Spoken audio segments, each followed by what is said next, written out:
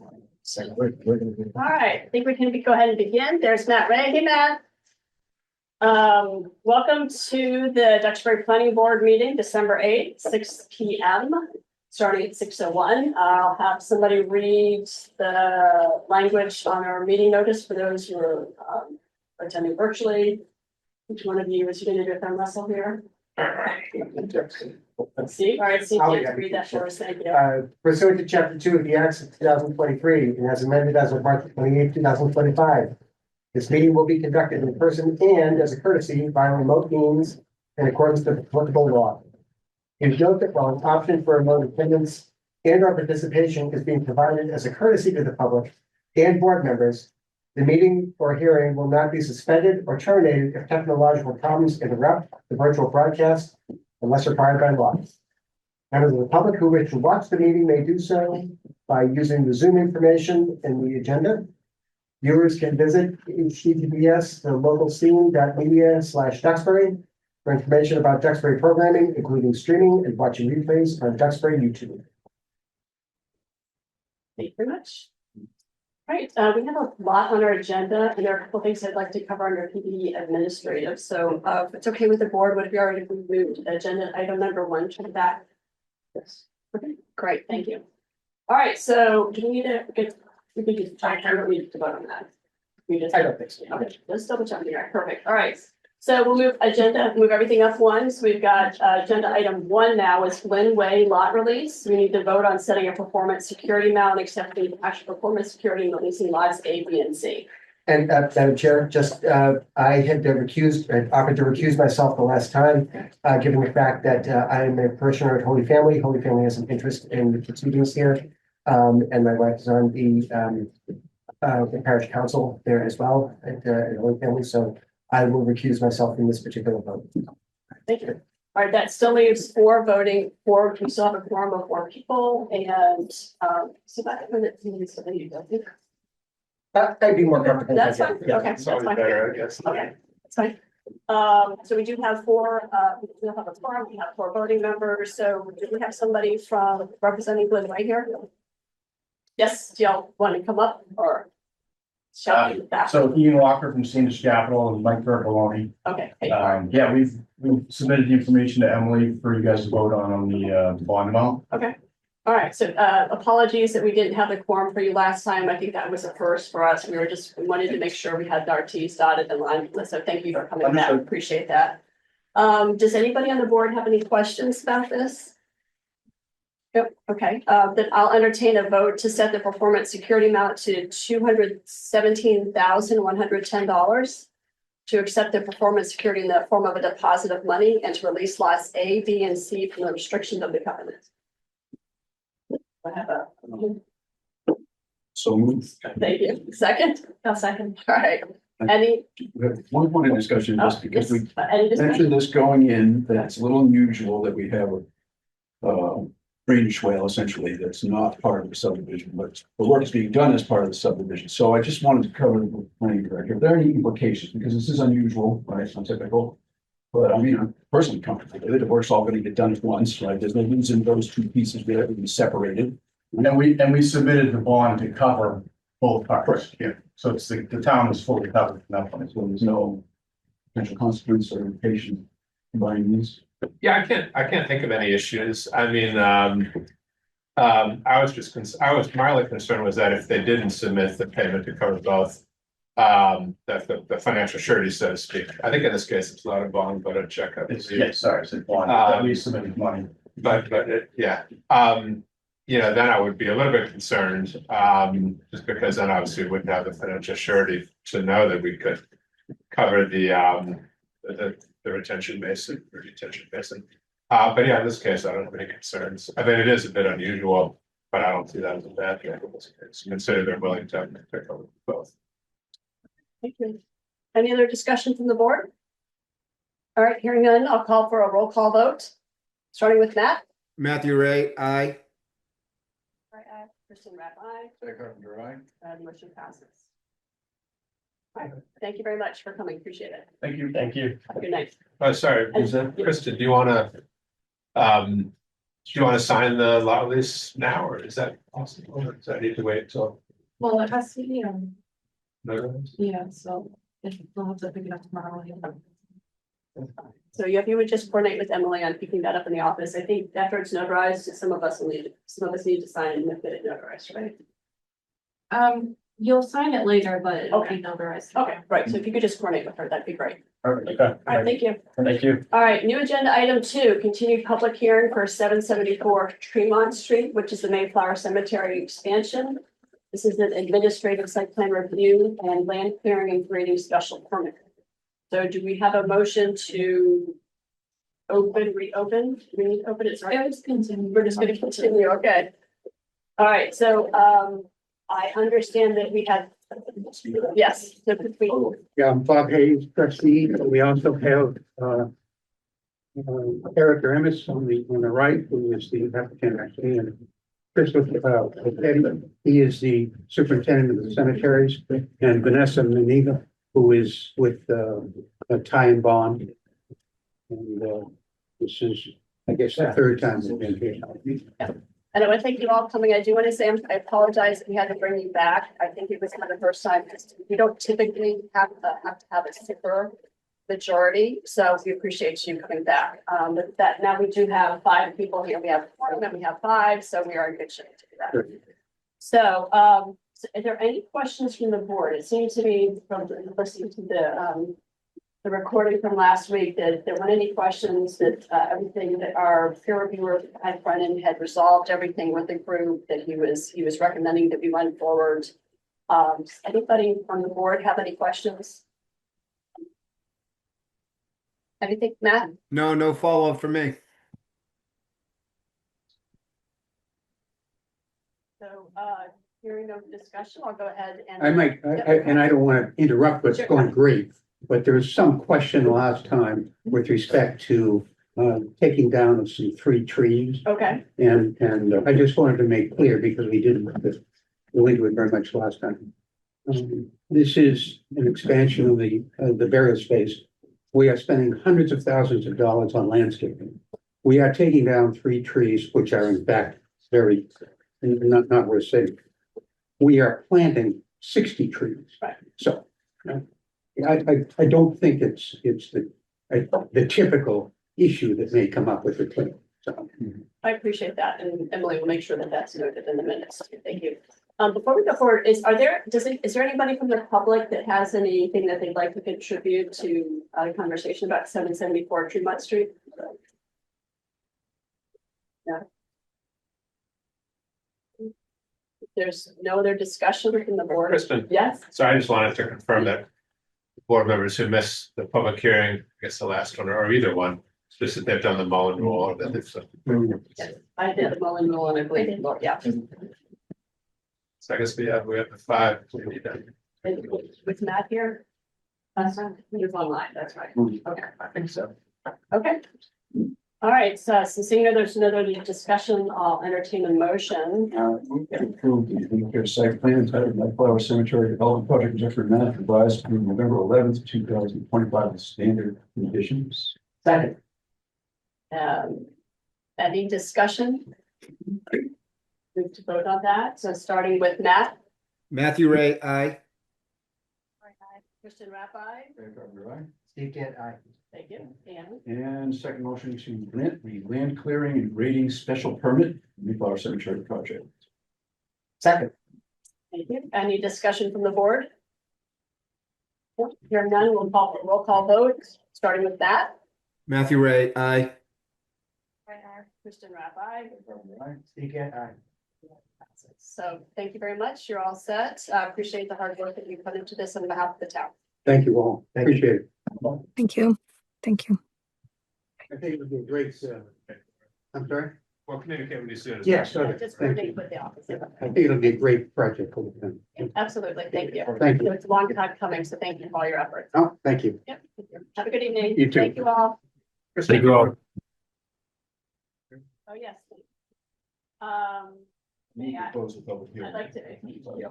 Yeah, thank you. Any discussion about closing the public hearing on this cemetery?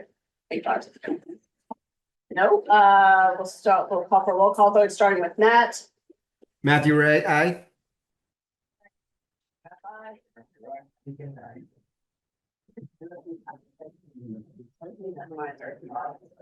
All right, next up, well, thank you. Next up, we'll discuss new agenda item A&R plan for 11 and 19 Longsmith Lane. Do we have any? Oh, right, thank you. Hi there. Would you mind? Joe Webby Engineering. And this is, an A&R at 11 Long Point Lane, where Mr. Balboni would like to buy 2 parcels, from Mr. Lowland. Okay. And we have parcels A and B on Long Point. All right, thank you. So I'm always curious when people do an A&R, when owners do an A&R, why they decided to do that? Why now?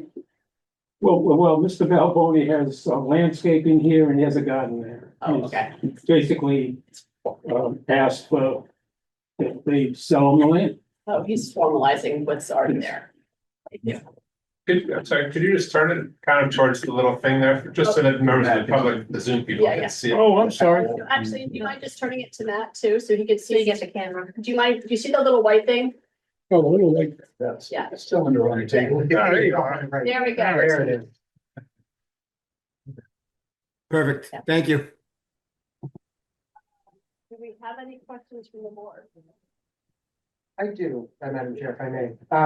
So I'm looking at parcel A, and I see that there's looking at the as-built location of the septic system. So I'm noticing that the boundary of the proposed parcel A is coming closer than the existing boundary, closer to the septic system than the previous lot line.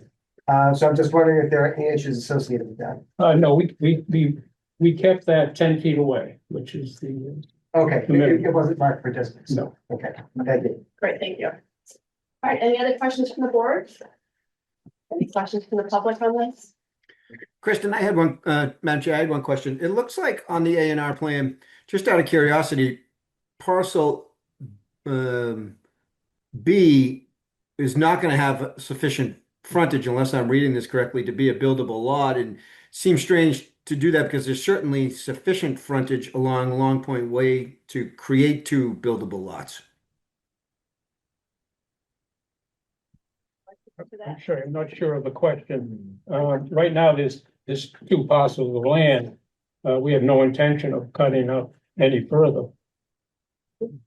So Matt, what's your question? Maybe you could Well, elaborate a little. if I'm looking at the lot lines, creating parcel A and B here, and you take that lot line down to Long Point Long Point Lane, am I missing, maybe I'm missing something here, but it looks like there's only roughly about 50 square feet, 50 feet along Long Point Lane for the entrance for parcel B. And there's, I think I can clarify a little bit, or at least put it sort of my perspective. I think it's, if I understand correctly, parcel B is currently non-conforming with regard to frontage. And so I think they're not under any, considering that it's currently not conforming, they're not under any obligation to make it conforming through an A&R. All they have to do is, I guess to avoid making it worse maybe, or put it this way, like if we had a parcel that was conforming, it probably would be inappropriate for an A&R to make it non-conforming in any respect. That's sort of my understanding of the law. But I think in a case where the frontage is already non-conforming and they're actually making it a slightly bigger, I think in this case, I think there's no legal problem for that. Well, parcel B is going to be incorporated into. yeah, I apologize. Now that I'm looking at the plan, I see the parcel B is just that small 224 square foot. I see. So yeah, Matthew, no, I'm fine.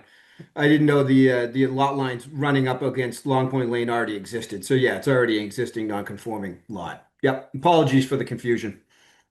That's all right. It's easier to see it here. He's got it in color. That's all right, Matt. Thanks. All right, any other questions from the board? No, okay. I will entertain a motion to endorse the plan for 11 and 19 Long Point Lane dated August 8th, 2025 as not requiring approval in the subdivision control. So, second. Any discussion from the board? Hearing none, we'll call for a roll call vote. Again, starting with Matt. Matthew Ray, aye. Oh, I'm sorry, Kristen Rapp, aye. That Carpenter, right? Steve Gant, aye. All right, motion passes. All right, thank you very much for. Thank you very much. Have a good evening. All right, next up, item 5, which is a hearing for an administrative site plan review for 58 Franklin Terrace. This is for an ADU. Do we have a motion to open? So Second. Any discussion? All right, we'll roll call vote. We just open it. Yeah, I mean, in my experience, usually the chair would just say we're open the hearing, so that we can vote as I know different boards do it different ways.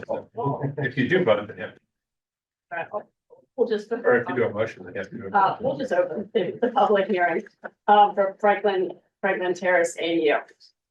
So I see we have a number of people here for this, so we're excited to learn more. Would you like to tell us what's going on? Sure. First of all, I'm Kevin Grady from Grady Consulting, representing the applicant for the proposed ADU at 58 Franklin Terrace. Can I put this up here or?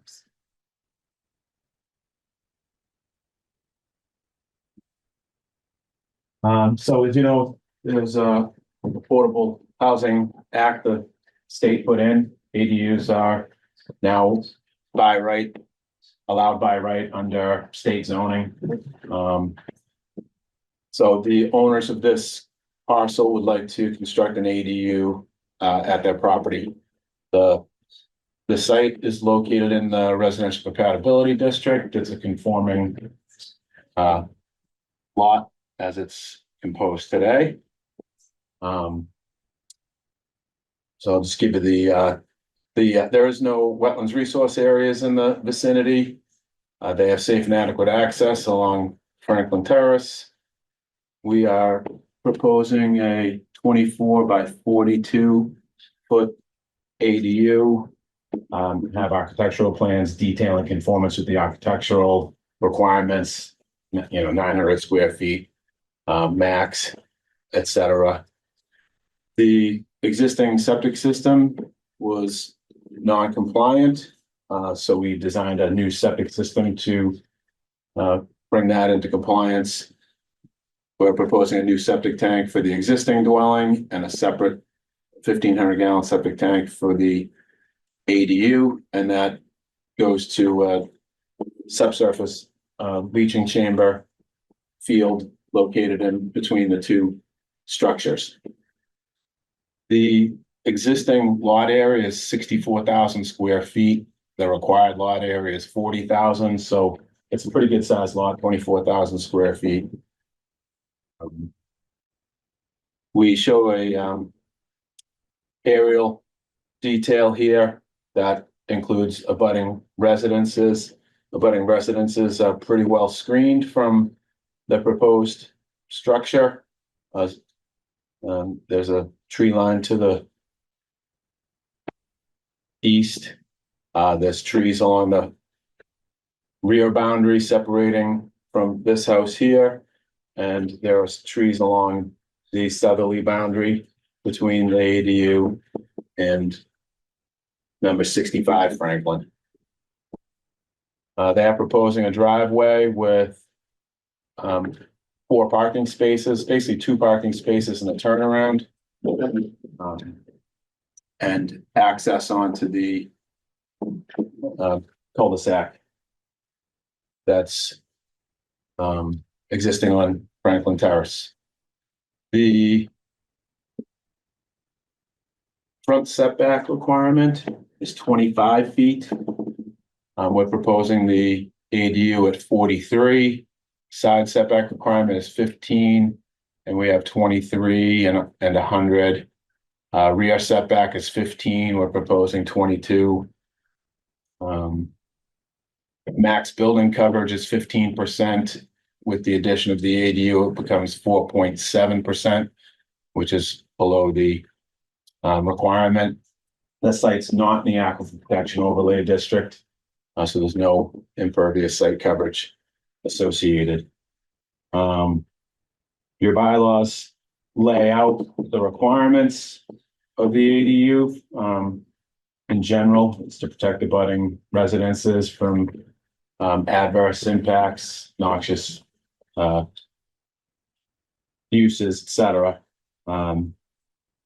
The The ADU bylaw talks about requiring one spot for the ADU if we're proposing two and possibly more depending on how you park your cars. The ADU must comply with current safety, health, and construction requirements before occupancy. I went over the septic system. We are grading the lot, so as not to direct runoff toward abutting properties. That may be better seen on the sheet here.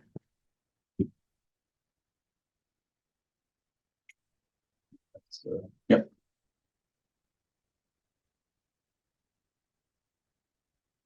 We talk about legal ownership. The protected use, ADU use shall be accessory and not legally separated or conveyed.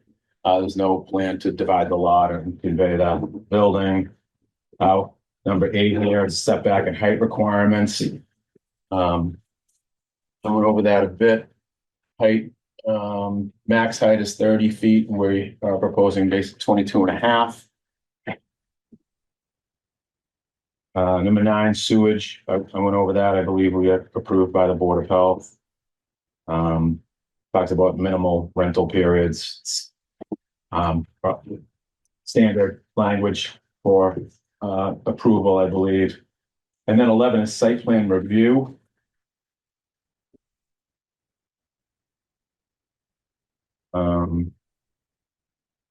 Talks about how the plan scale should be at least 40 scale. We have 20 scale shown here, including site features. We have existing conditions shown on the site, fences, large trees in the yard, septic system, shed, existing driveway, street, etc. The plan shall indicate buffer screening, landscaping along designated areas. Talks about trash, recycling, storage. The trash is going to be stored in the dwelling, not outside. I'm not sure how if there's curbside pickup for the existing dwelling or not, or if they bring that somewhere.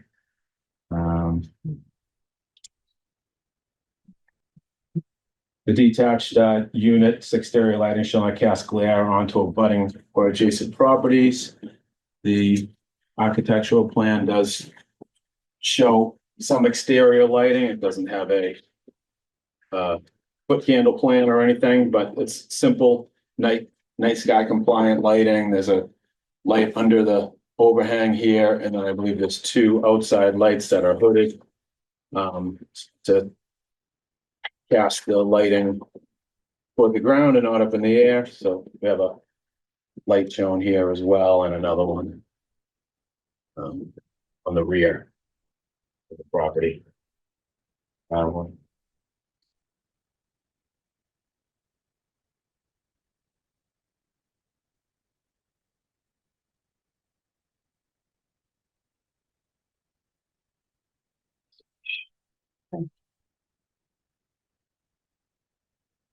Theory decks and patios shall be shown.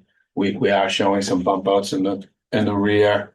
I don't see, we're not proposing any patios at this stage.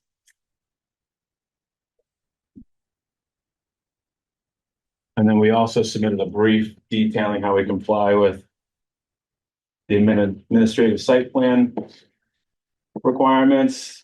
Number 1, a reasonable effort shall be made to conserve and protect natural features. In this case, that's obviously the woods. We're basically cutting as close as we can to the ADU and protecting the woodland over here. We need to clear any large trees within 15-20 feet of the building to protect the roof and the structure itself. Slopes which exceed 10% shall be protected. This site is very flat. There's no steep slopes. Placements of buildings, structures, fences, lighting, and fixtures on each unit shall not interfere with traffic circulation. Obviously, we're in a cul-de-sac here. There's no high-speed traffic or large trip generations. Roadway and driveway design shall take into consideration site distance. Again, same answer. Adequate illumination. I believe this refers more to a commercial site plan when you get to number 5. of the administrative site plan review. Areas designated for vehicular use, shall be bituminous asphalt. Again, I think that's probably more related to commercial site plans than, residential use. All parking spaces shall be arranged and clearly marked. Then all utility service transmission systems, including but not limited to water, sewer, and natural gas, shall be placed underground. That's what we are proposing. It's not shown on the site plan. All surface water runoff from structures and impervious surface shall be collected on site, but in no case shall surface water drainage be directed across sidewalks, etc. There are no sidewalks here. In general, single-family residential uses are exempted from state stormwater bylaw. It applies to more than 4 lots or expansion upon commercial development, etc. I know the Buildex team and the Levines spent a lot of time deciding how to set this building on the property and also going through the architecture of the building and compliance with square footage, lighting, etc. With that, I'll be happy to take any questions. Well, I think we'll have a few. Any questions for the board right now? Thank you very much. Thank you. Any questions? I did, this is kind of a more general question. There's a 40-foot easement, that goes, that kind of follows the contour of the cul-de-sac there. I'm just wondering what the purpose of that 40-foot easement is. Yeah, so that's a utility easement, water easement. There's a water main that runs cross country here. We're not proposing anything within the easement that was done. Okay. Thank you. Well, thanks. Just the item that the planning director raised in terms of the driveway. Same thing that I wanted to.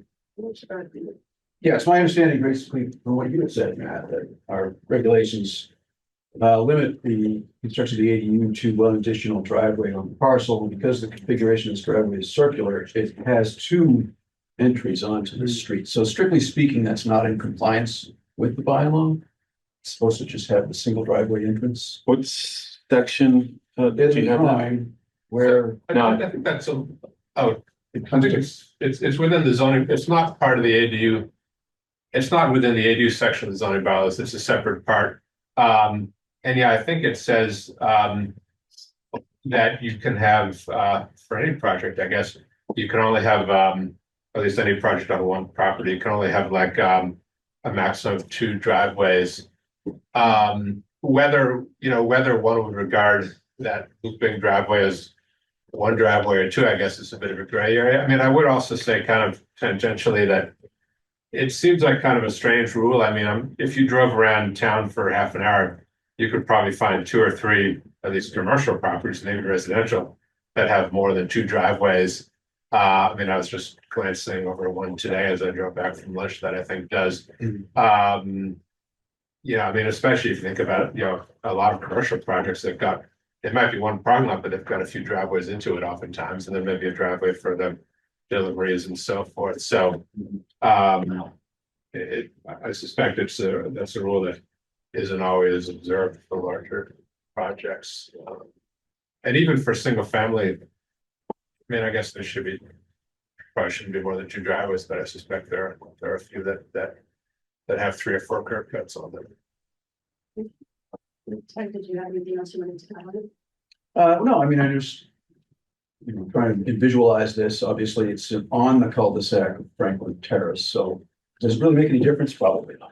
I mean, it seems like a viable design to me. It's just, do we want to cotton to the bylaw or not? It's really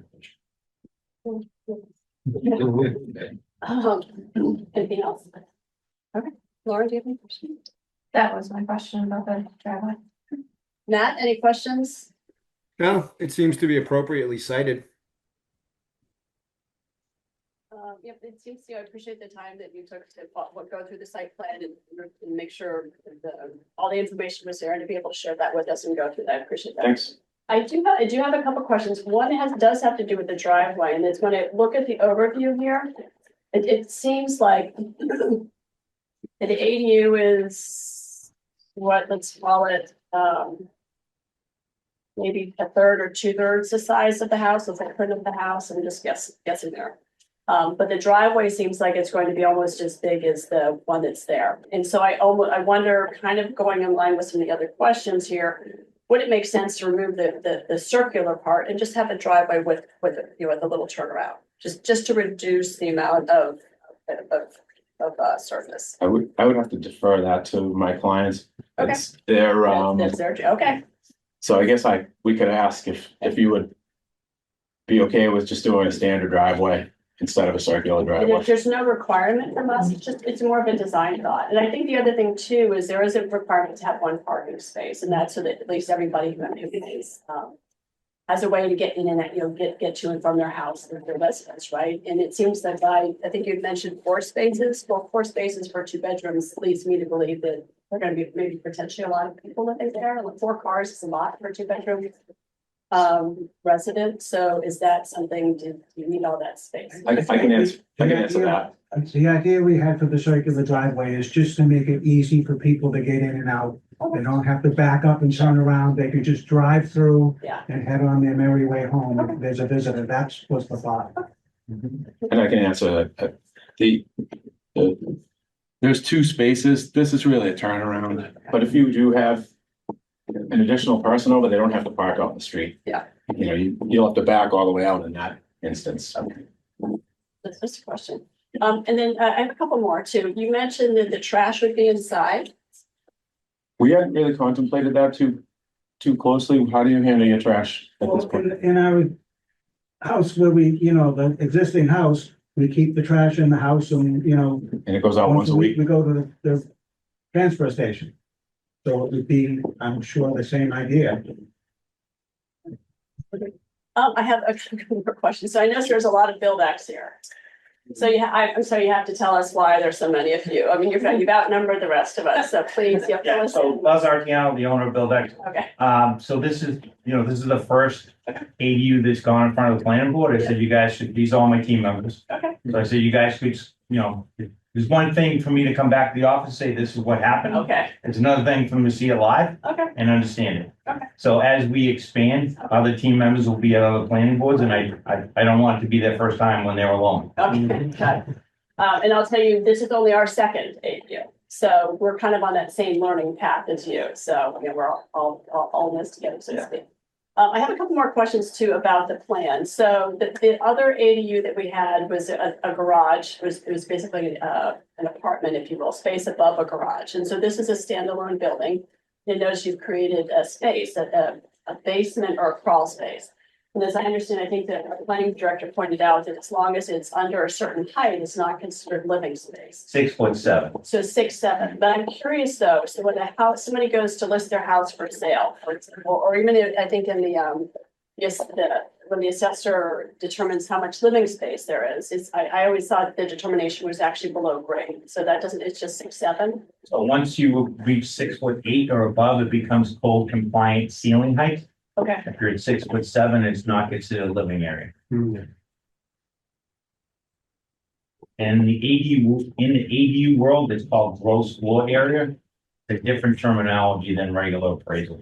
So you measure from the inside face of the outside wall. yeah, because I was gonna say, if we measure from the outside, we're talking about closer to 1,000. And it's like 952, I think. Yeah, it's a little more. So it's called GFA, gross floor area, and it's measured from the inside face.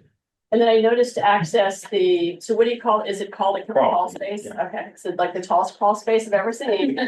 We call it an oversized crawl space. Okay. I noticed that the entrance is on the outside though. It is. Yeah. I just said, honestly, this an interior staircase just burns up so much of your square footage inside. Gotcha. Okay. Yeah. And so the outside, and I noticed that it looks like instead of having A bulkhead. thank you, you did a covered space there. Yeah. That's more of a convenience. When people get older, it's really hard to Yep. Oh, wait, yeah, or when there's ice on it, snow, totally understand that, I think those are the questions I have, it's sort of out of our purview, but again, as I said, we're learning, so it's helpful to have this information. Any other questions from the board? Or director? Do we have any questions from the public? Yes, sir, would you identify your name and where you live? Yes, my name is Kevin Stoller. I'm the direct abutter to to this applicant. And I was fortunate enough to meet with the builder today over at the site. I have a couple of concerns about my lot line there that I abut with. It appears and it seems that there was a fence erected on my property Okay, that goes out onto my property almost 30 feet. okay, Which is quite a bit. And I also noticed from this survey that a lot of the trees have been removed, and I've seen them down on the property as well. When I talked with the builder, he assured me that this fence was gonna be removed, and that he was nice enough, he suggested it, I didn't, which I thought was really nice, that he would remove the trees that were down as well. The only other concern I had, which him and I spoke about, was blazing that line a little bit, so it would be a little more distinctive, so that this, oversight wouldn't happen again. We were a little gray on the distance, but I'm concerned, being that the fence is so far over the line. I was very concerned with the setback on the side of the house in relation to that line. It only allows for a 2-foot variance, I think it's a 15-foot setback, and according to the plan, it looks like it's 18. So there is a couple of feet, like forgiveness, so to speak. So I would like to make sure that that line was blazed at least to that point, so that I can, see exactly where this is. And so this won't happen again. He was very forthcoming with everything. I was very impressed. We had a great conversation. It went well. I'm not opposed to this plan at all. I think it's a great thing. I'm just trying to protect my interests. of course. And, being that I'm a direct abutter and this has been done in the past, I have serious concerns about it. All right, so and I appreciate you coming forward and sharing that with us. I can understand why you want somebody else's, hold on a second, I see your hand. I'm sure you want to see, I understand why you want somebody else's fence, and I understand when there's construction, you always want to make sure that you're preserving your land. Would you mind just elaborating on what you mean by blazing? Can I just interject one little bit? So we did have a good meeting today, and we've provided a document which we can provide. We can give Kevin a copy as well.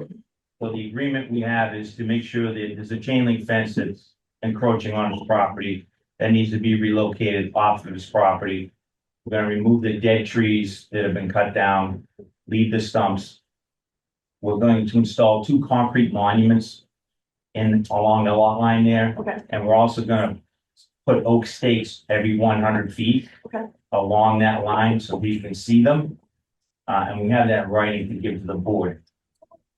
Is it? Yeah, there is a barn back in the woods there. We're gonna put a pipe at that one too. Yeah, there's a concrete barn with a stamp in it. It's very distinctive. Yeah, we're gonna put an iron pipe there so you So you can see a little better. And the same thing along the lines of, that we can, so that you can actually see the line. Right. You know what I'm saying? Well, How many copies are there? I just want to. Oh.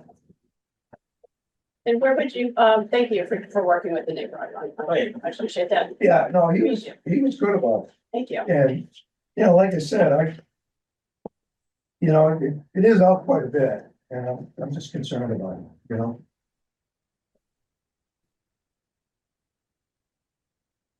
It seems like that fence is shown on the plot plan here. And sorry, what? Sorry, I was just saying, it looks like the fence is shown on that plot plan. We did that. Like it tries to- Yeah, it's just the line with the X's on it that crosses the lot line there. And I assume it'd be fairly easy to just remove it, I assume, or to tear it down. That's a great idea to put the monuments. I wonder too if it would, while you're doing it, if it would make sense to go ahead and do it at either end. There's already bounds. Oh, the art bounds there, okay. Yeah, we're just gonna connect the dots and then add some Make it- oak stakes so that you can see exactly where we're going. Do you feel comfortable? There with that? used to, there used to be a concrete, part of this boundary line were stones, rocks that have been there forever. Yeah, And last time I was out there, somebody removed them and actually piled them up over to the side, so. That's why I was asking him, excuse me. That's why I was asking him, it was a Tom, Next time. Tom. yeah. I met the both of them, I'm bad at the names. That's why when I met Buzz, I requested that something be put back. So that it's more obvious, you know what I mean? And so he agreed and it was all good. Does that sound, are you in agreement with all that? Beg your pardon? Are you in agreement with that, with this arrangement, with the bounds and the removing the fence and? Yeah, he addressed all my concerns, I'm just, as long as it's taken care of, that's all. At a timely manner, yeah. Yeah, we'll get it done. All right, any other questions from the board? No, fine. Seeing no other questions and no other questions from the public. Vote, I'll take I'd love a motion to approve this site. Before we do though, so this is by right, so it's not really an approval. per se. We're approving this site plan. So to the extent that we've heard discussions tonight about the placement of bounds and lines, two questions. One would be appropriate. I mean, can we condition this on removal of the fence? And can we get an updated drawing that indicates where the bounds are going to be installed so that those can be verified? Would that be appropriate? I'd be Because whenever we have something on paper and then we have discussions that change it, I'm hesitant to make that paper part of the record. It doesn't reflect. So be able to indicate the location of the bounds. They're shown on the drawing we've given you. No, There's a- This one here. yeah, that drawing right there, they're shown on there's one that Stephen has. If you look at the one Stephen has, it's shown. We have more copies too, if you'd like it. It's got the handwritten notations on it. Correct. Yeah, okay. Is that the one we're approving? Then that's what I mean. It's like when you get three different iterations here. It's a little- Matthew, could we approve that and have that go into the record, or maybe have them, does it need to be updated? That and the issue of fence, how we report that. Can we just report that? It's noted on this bit. Yeah, I think you could approve, Put it in the minutes. Conditional upon. yeah, like, and that could go into the decision too, as one of the conditions. It's just, you're approving the final version, I guess that's the second version of the drawings with the additional, red markings added to it that was submitted by him to the board at the meet during the public hearing on December 8th, or some verbiage to that effect. I think would be fine. Yeah, it seems, this is pretty thorough. It seems quite reasonable to do it that kind of thing, yeah. We should, somebody like to- Okay, well, then, yeah, I'll try and vote a motion to approve the administrative site plan. Titled Site Plan 58 Franklin Terrace, Goshen, Massachusetts. Revised as discussed in the meeting. With the condition that the fence be removed from the butters property. the bounds. Bounds placed as discussed. Second. Any discussion from the board? Hearing none, we'll call for a roll call vote. Matthew Ray, aye. Sorry, Kristen Rathbun. Steve Gant, aye. All right, motion passes. Thank you. Thank you. Have a good night.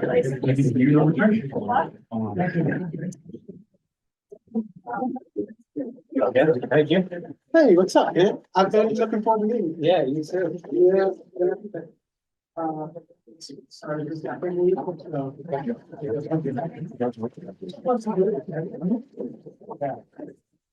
The bags are behind you. I have no idea. I think you. Yeah, Scott.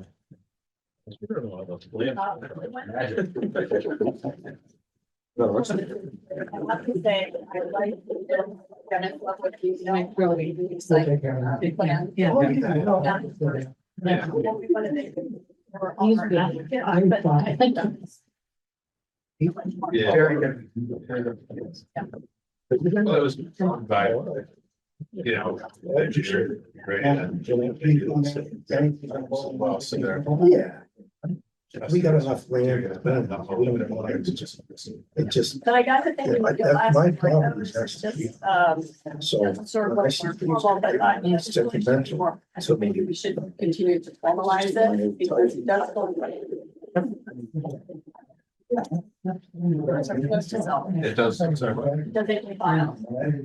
being recorded? Yeah, like Remind me to, ADUs. but the drawing doesn't. No, it's just the decision. Just the Decision. It's nice to have. Yeah, I mean, and in fairness, usually for single family properties, you know, when people are applying for building permits and so forth. I think they do have to submit plot plans, but I'm not, normally, I don't think I have to submit something drawn by a civil engineer, like let's say the contour lines and stuff. Okay. So, but I mean, I suppose you could argue that for ADUs, we should require it, but I think that'd be a bit excessive, I guess, to limit. And then it's the tough balance of that. We'll continue to figure that Yeah. out as we go. I think we're definitely gonna be getting more of them in the months ahead. Yeah. Yeah. Great.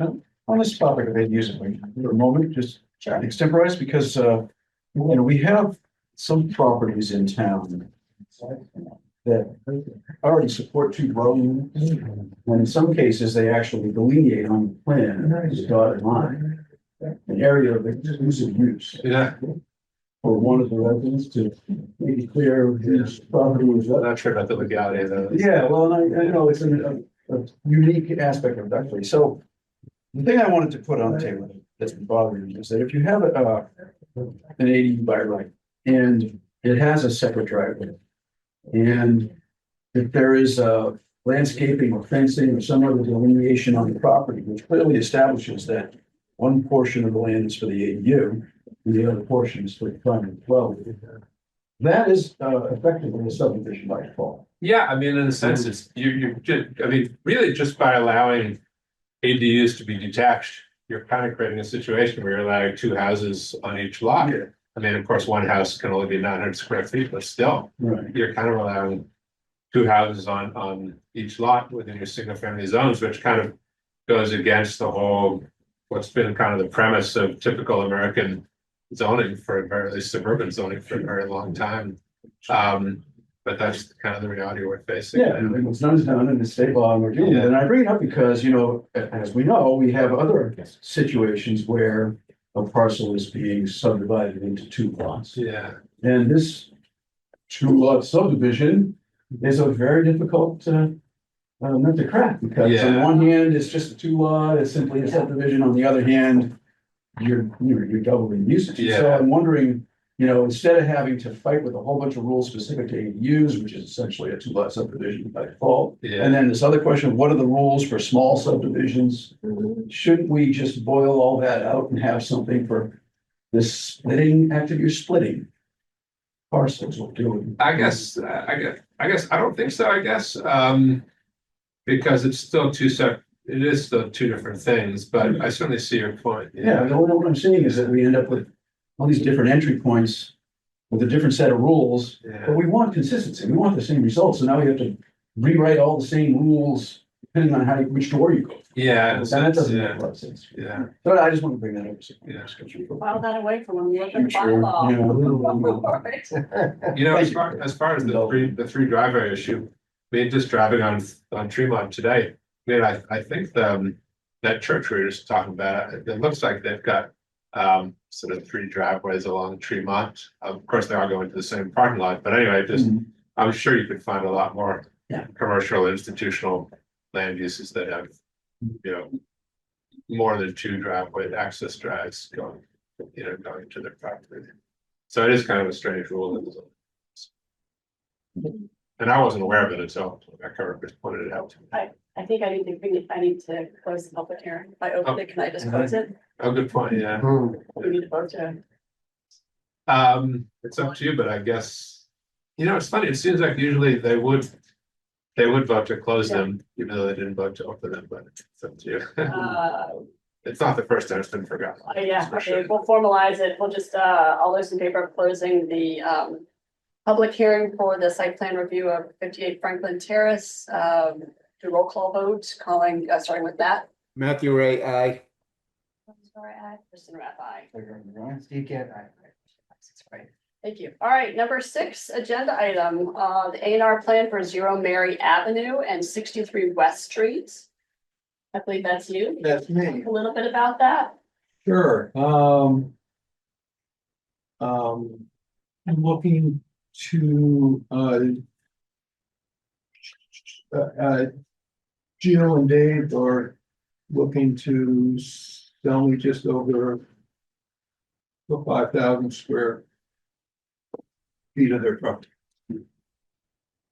And would you mind telling us who you are? Sorry. Oh, hi, my name is Will Stevens. Okay, all right, thanks, Will. All right, so are Dave and Jill here? They are not, Okay. All right, so I'm sorry, you said that they're looking to, to sell me a small portion of their property. oh, okay, now where are you located? They, well, You want to show us that, yeah, because I was having a hard time trying to figure out exactly where 0 Mary was. yeah. He's coming official here.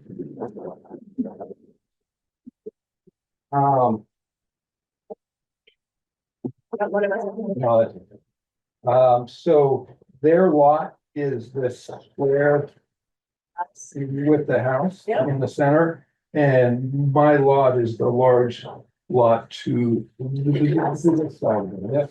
So is it this part, just west of the pond? Is this a pond? So my lot is this entire bit. Right here. Yeah. How a pond? Is that a wetland? Yes. Well, I guess can you just turn it to the camera just for a moment, I guess. Sure. Great, Thanks. thanks. You're welcome. Yeah, so the large wetland was probably a cranberry bog or something.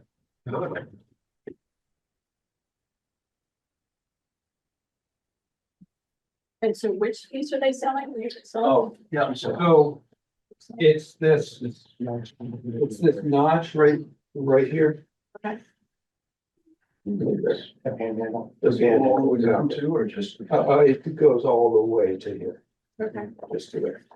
And you might have heard me ask this earlier. I'm always curious why people decide to do that.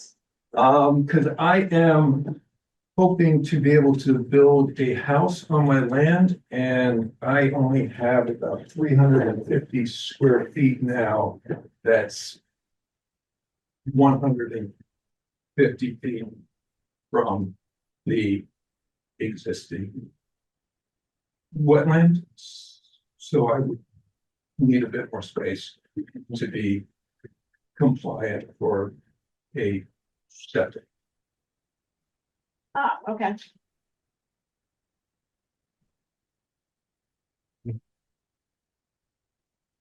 Okay. And so as I understand it, so the reason for the purchase is so that you would have access then to 0 Mary Ave So it's, from West Street coming up the gravel drive, past the home that's owned by the individual from whom you're purchasing the property.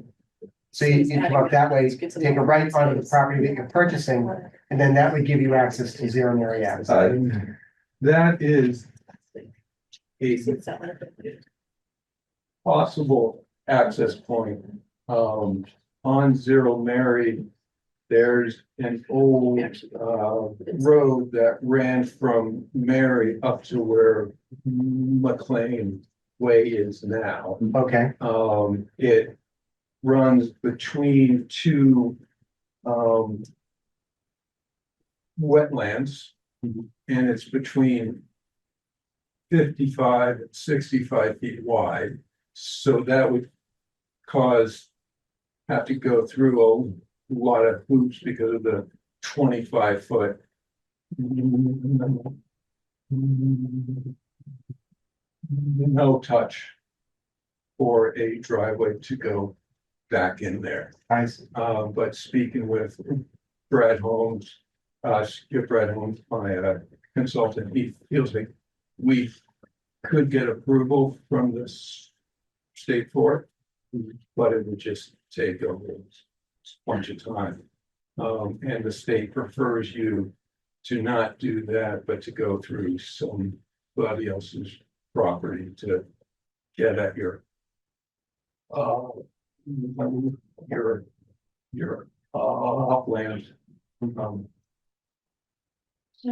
Piece your place. It's not more, right? I think it's not what they were looking for. One time to talk to me. It says not including parcel A.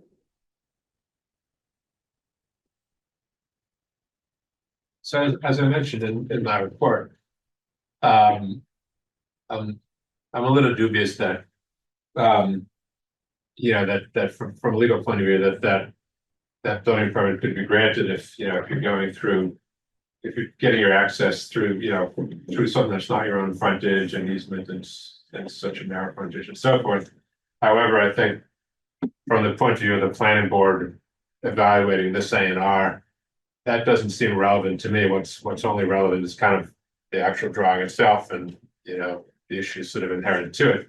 And it doesn't seem as though on that level, it doesn't seem as though there's any problem with it because, you know, the property where the land is being taken from, where the small chunk is being taken out of, would still, as far as I see it, it wouldn't become any more non-conforming than it already is. Like, you know, it's not gonna, the setbacks would still be okay and so forth. If that kind of makes it, you know, the amount of uplands would still be about 40,000 square feet and so forth. I have one question, and it relates to the land itself. Not really familiar with the very end of the Plains Way. I've been up and down Mary Ave quite a bit. And as you see here on the drawings, it's very low, low. And then the land rises quite rapidly. Yes, it gets steep. So, and there's no topographical markings on this map, so it's hard for me to really understand the nature of this land that's being conveyed. Can you just describe it? Is this like the top of a ridge? Is it on the side of a hill? What are we actually looking at? You're correct. From the edge of the properties of McLean Way, it's from number 15, it's about a contour of 70 feet. And then from up at the one just below it, it's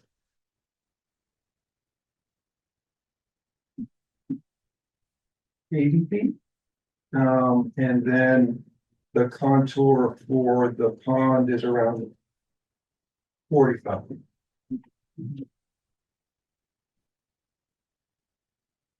Any other questions here? Matt, do you have any questions? No, I think kind of Matthew already hit on my point. I think for where we stand and the purpose of why we're here tonight, I don't have any concerns. Whether in the future as to how this parcel A is going to be used or be able to be utilized, I think will be, you know, is for a discussion for a further date and TBD, but is not germane to what our review of the A&R plan this evening. Anybody else? No? There's no other discussion. I'll entertain a motion. Sure. I would like to make a motion to vote to endorse the plan, the 0 Mary Ave. Oh, by the way, Madam Chair, if I may, I just wanted to note on the plan here, as we see it, there's 0 Mary Avenue is noted. On the plan, this, I believe, is noted as, if I'm looking at this correctly, is it 61? We met with this. I think it's noted as 61 Western on the map, whereas we're calling it 63 here in the vote and in our notes. Oh, Was there a parcel line? Is there, that I couldn't tell. It's kind of hard to tell, yeah, where Yeah. parcel lines are versus just the trace lines. well, the 61 west is here. Yeah. So do you see This- 60? Yeah, but I Is don't that- see 63. I thought these were two different parcels. That's what. Are they two different parcels? Yes, so this one is 63.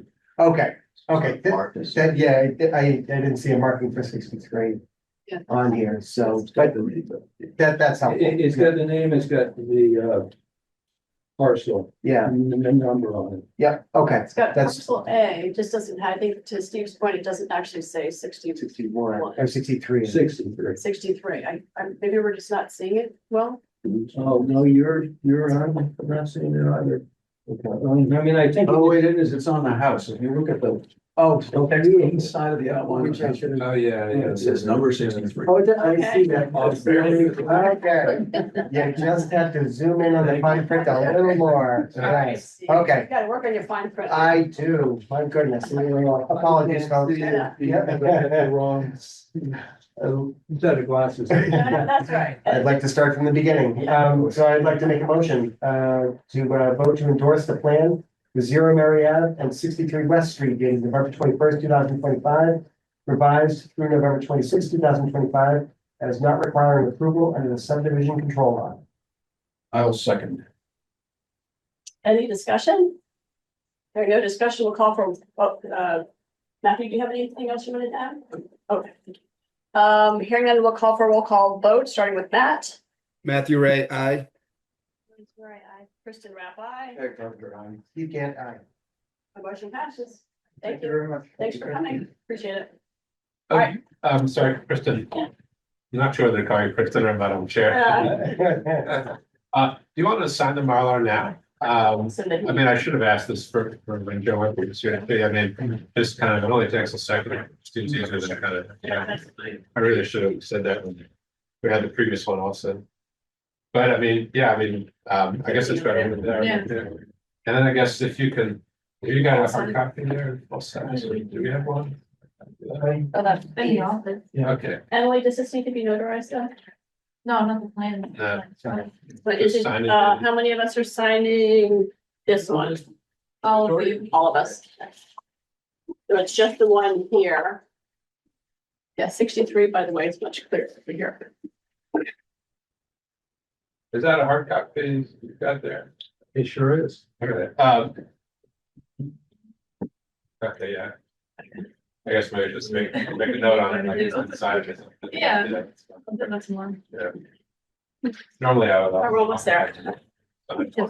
So, Doing really well on. That's a cruise. it's obviously well, it's already tonight. Pardon? Big party tonight. That was funny. Don't get a crowd like that.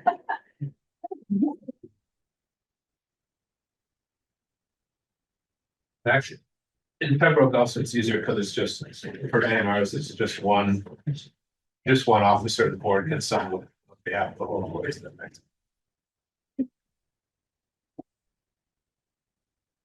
All right. Thank you, Emily. Thank you very much. All right, thank you. Good luck. All right, next up, we have new agenda item 6, discussion about 2 new 40B applications for sites at 474 Franklin Street and 268 North Street.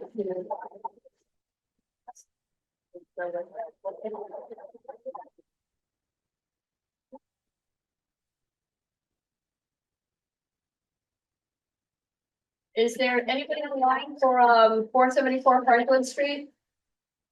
Jessica? She's with us. With you, okay.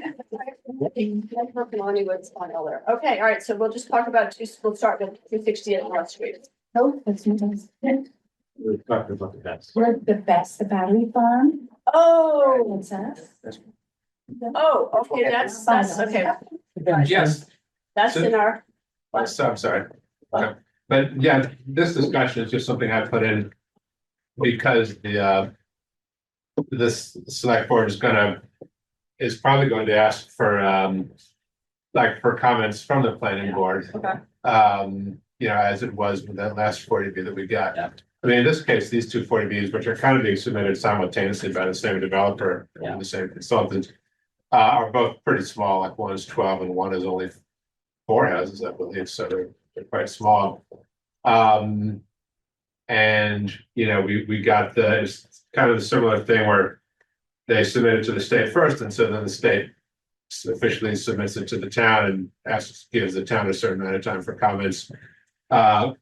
And so if the board wants to maybe, I mean, it's up to the board, but if the board wants to like authorize maybe the chair or some other officer to like work with me to write up a letter, or just authorize me to send a letter, or however, I mean, or the board could review the whole letter as well. The only thing is we might not have time if the next board meeting is January 12th.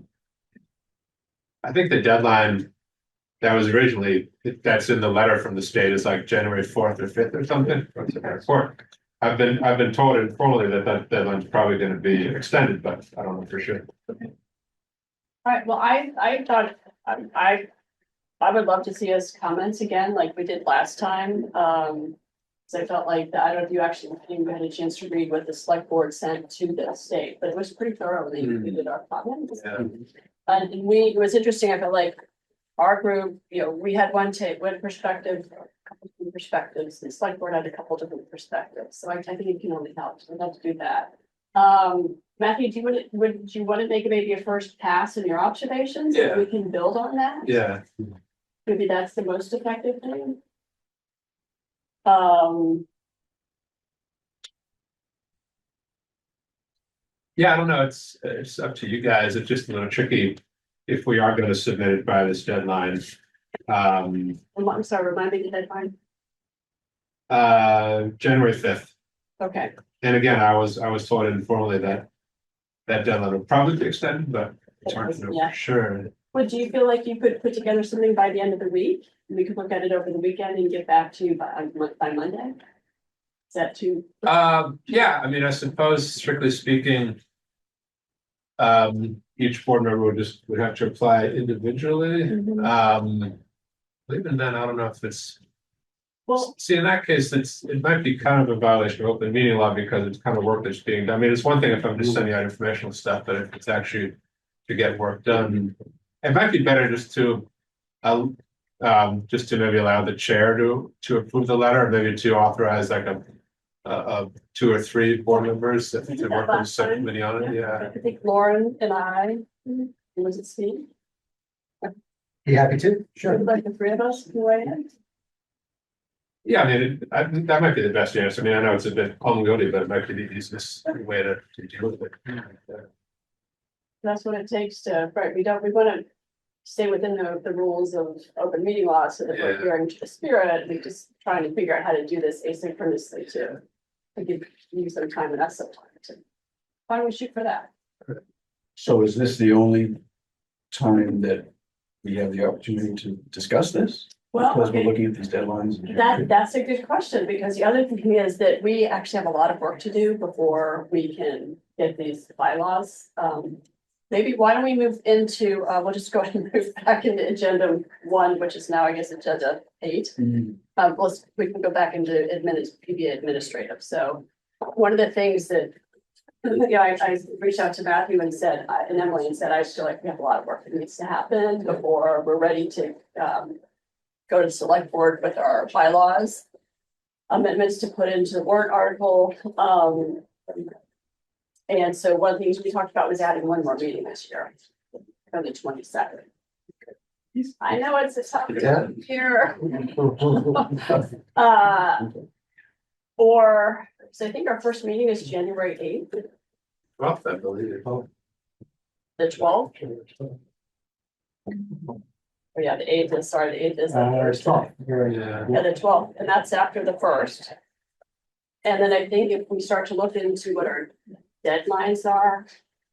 So Matthew and Emily started to draft a process timeline.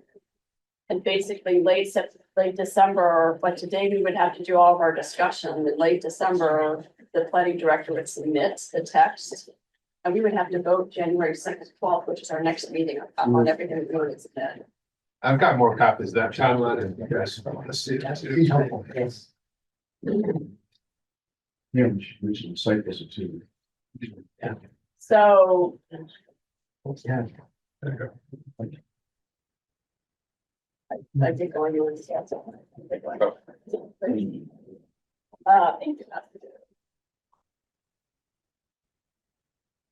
How is anybody for the 22nd? I can make the 22nd. Normally.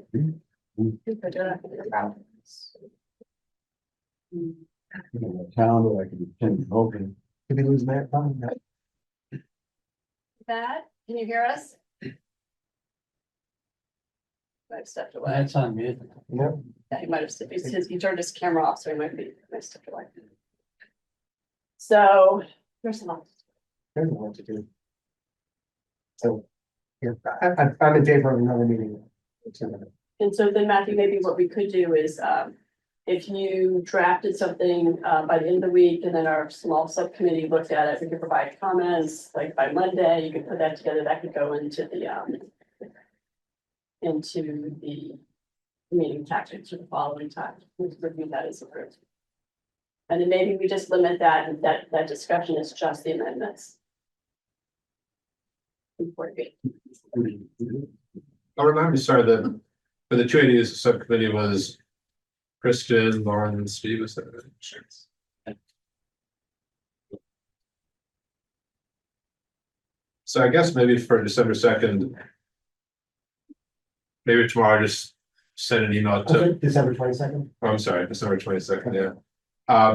I could just send an email to everyone saying like, this is the idea, who can come on December 22nd, and we'll see what response we get. It sounds like 2 or 3 of you feel like, or 3 or 4. Oh, Matt's back, I guess.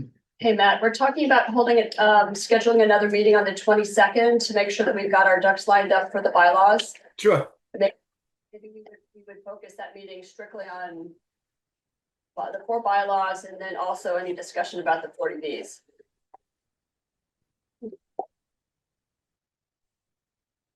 All right, so should we move into, well, first of all, should we go ahead and approve the minutes for November 24th?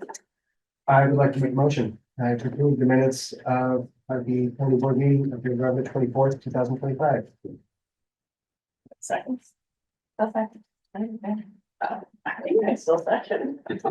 I wasn't there either. We both watched. Okay. Okay. Any discussion about the meeting minutes, the changes? All right, we'll vote on them, starting with Matt. Matthew Ray, aye. Sorry, aye. Kristen Rapp, aye. Steve Gant, aye. Motion passes. Thank you, Emily, once again. All right, we have the four amendments. I see here we have people in the audience who would like to talk, like to address us to address. Oh, Kristen, Yeah, I'm go sorry. ahead. Go ahead. I just wanted to mention also, I think it's in my report. Is it? Yeah, for those two ADUs, there's gonna be apparently there's gonna be a site visit on December 10th. If you're interested, I guess email me and I'll send you the time. Not sure if the time has been finalized yet, but I think and I'm not sure where I think they're gonna meet at one of the properties for the first one, but I'm not sure. So just if you want to go on that sidewalk of the 2 properties, just let me know and send me an email maybe tomorrow. Tonight, Yep. preferably tomorrow, yeah. Please. Yeah, just actually maybe just tell me, just throw I guess so Kristen and Tag. I would like to go as well. I'm not certain if I can connect with them. Okay. Well, I'll try to. Yeah, I'll try to I guess I'll just try to send out to the whole board actually. Just when I figure out like the exact time and the location. I'll let you guys know. But it's definitely, I'm pretty sure it'll be December 10th. I think it's probably in the afternoon, but once I know for sure. And so Matthew, is this the same owner, the same architect or developer? For each one? Mhm. Yeah, exactly, yeah. So I think they're kind of doing it as like sort of an economy of scale, like it's probably not really profitable to like just do one four house, 40B, just because of all the time it takes for the paperwork and the time to get approved and so on. So my guess is they're kind of doing it as a combined thing just for efficiency. I mean, I think, once, if they do go to the ZBA, I think the public hearings would have to be separate. So it can't remain kind of one project forever, but for the moment, it's kind of happening simultaneously. It's the same developer, yeah, and the same engineer, probably the same consultant architect, so. All right, thank you. This was posted on that. All right, so we talked about the amendments and where we are and what's needed. All right, so I believe we have some people here who'd like to talk a little bit about the battery storage, and I wasn't here, but Lauren and I both watched the video. Were you all here? I couldn't tell from You were here. the three of you were, okay, all right, I thought so. All right, so as a board, how do we proceed on this, Matthew? Because there is something in our packets. Let me go back and take it. Yeah, I guess, one thing I wanted to mention with regard to it seems like we're probably gonna discuss the energy storage one first, since they are here right now, Yep. so no reason to make them wait. I guess just kind of two things to mention on that quickly. I guess just to clarify, I think in general, the purpose here is not to discuss the battery farm that was proposed, but although obviously it's inevitably part of the whole topic, but it's more the possible zoning bylaw amendment. So those are kind of two different things.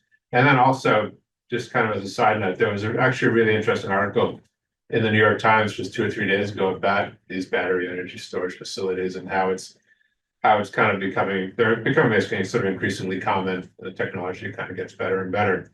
So, I think this is sort of an issue that we're going to probably keep seeing in the years to come, is my guess. And I guess they do serve a positive role in the sense that they allow utilities to avoid having to build new power plants, because this way they can balance out the power needs better and use solar and wind better and so forth. So it's true that they cause a lot of problems, but they do have a sort of a positive benefit as well. And who drafted the one that we're looking at for us, the specific one? Was this from Amy? So it's mainly, Amy gave it to me, but it's mainly the zoning bylaw amendment that the town of West Newbury passed, West Newbury, Massachusetts. I think they passed it in the spring or the early summer of this year. And the Attorney General approved it maybe about a month or 2 months ago. So I think the fact that the AG approved it, of course, gives it some sort of validity or credibility, which so that's probably part of the reason why Amy sent it to me. So I used that as a starting point. And then obviously where it said West Newbury, I changed it to Duxbury and a few other little things like that. Okay. And then the big thing though is the kind of the major changes I made, I highlighted in yellow. Okay. So that the issue kind of which zoning districts it's in and kind of the noise and 1 or 2 other things. Okay. All right, well, do we want to maybe kind of run through it, just top to bottom? That makes sense to review. Yeah, and one thing quickly to mention, I think I may have mentioned this last time also, is that the town can't, or at least based on what we know so far, we really can't prohibit these projects like in say 95 or 97% of the town. Yeah. Based on this decision called Tracer that I guess one of the Massachusetts courts issued in the past 2 years. Well, that was for solar, but apparently it's basically the same principle now that kind of these have been linked to solar and batteries. So it's not entirely clear, because the law is kind of evolving so quickly, how much a town can prohibit it in. It's not even clear to me whether West Newbury is allowing it throughout the whole town or just in parts of the town. I couldn't even find, I actually gave them a phone call, but they didn't call back. I'm quite curious, but I think it probably maybe depends to some extent on what kind of justifications the town had. But in any case, as far as this one is, as far as my draft is concerned, based on the kind of the zones I suggested it be prohibited in and allowed in, I think we would be allowing it in about maybe between 20% and 30% of the town. Yeah. So if we could, I was actually, Matthew, one of the questions I was going to ask is, so what districts, would it be allowed? When looking at what you're proposing here in 62.4, what areas would it be allowed? I think basically the planned, what's called the planned development districts. And the business districts. But then, of course, if the aquifer protection overlay overlaps those, it's not allowed in the aquifer protection overlay, if that makes sense. So it's sort of easier to say which ones is prohibited in, but I think effectively those are the ones that would be allowed, and it would be the planned development districts and the little business. I mean, obviously, in practice, the business districts are so small, it's unlikely anybody's going to put one there. And with the PDs, is that like, I thought that those were like Weston Farms, so that a planned development, which is purely residential? You know what that is? It's on West Street. I'm not sure about that one, but I mean, in general, I'm familiar. I'm sorry, what, Michael? Sorry. I'm not familiar with that. Which one is on West Street? You said? Let's see, can you show me on the map?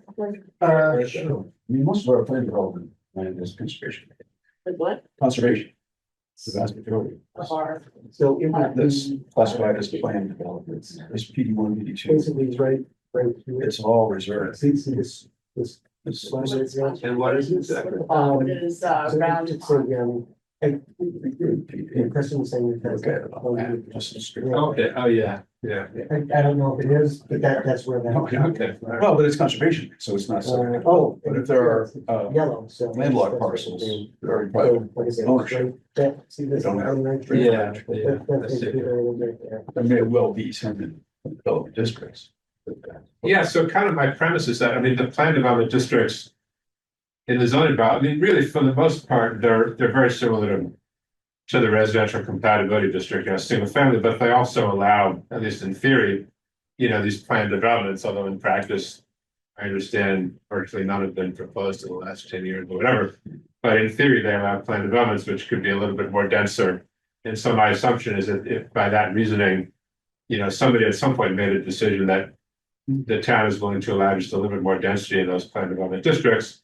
And so kind of by that reason, I thought, okay, that, if we have to allow it somewhere, and obviously the business districts are not enough, maybe that's a logical way to think of it. And so you're thinking we have to make sure that we comply with tracer and that we have more than, we allow more than 2-3% or so roughly.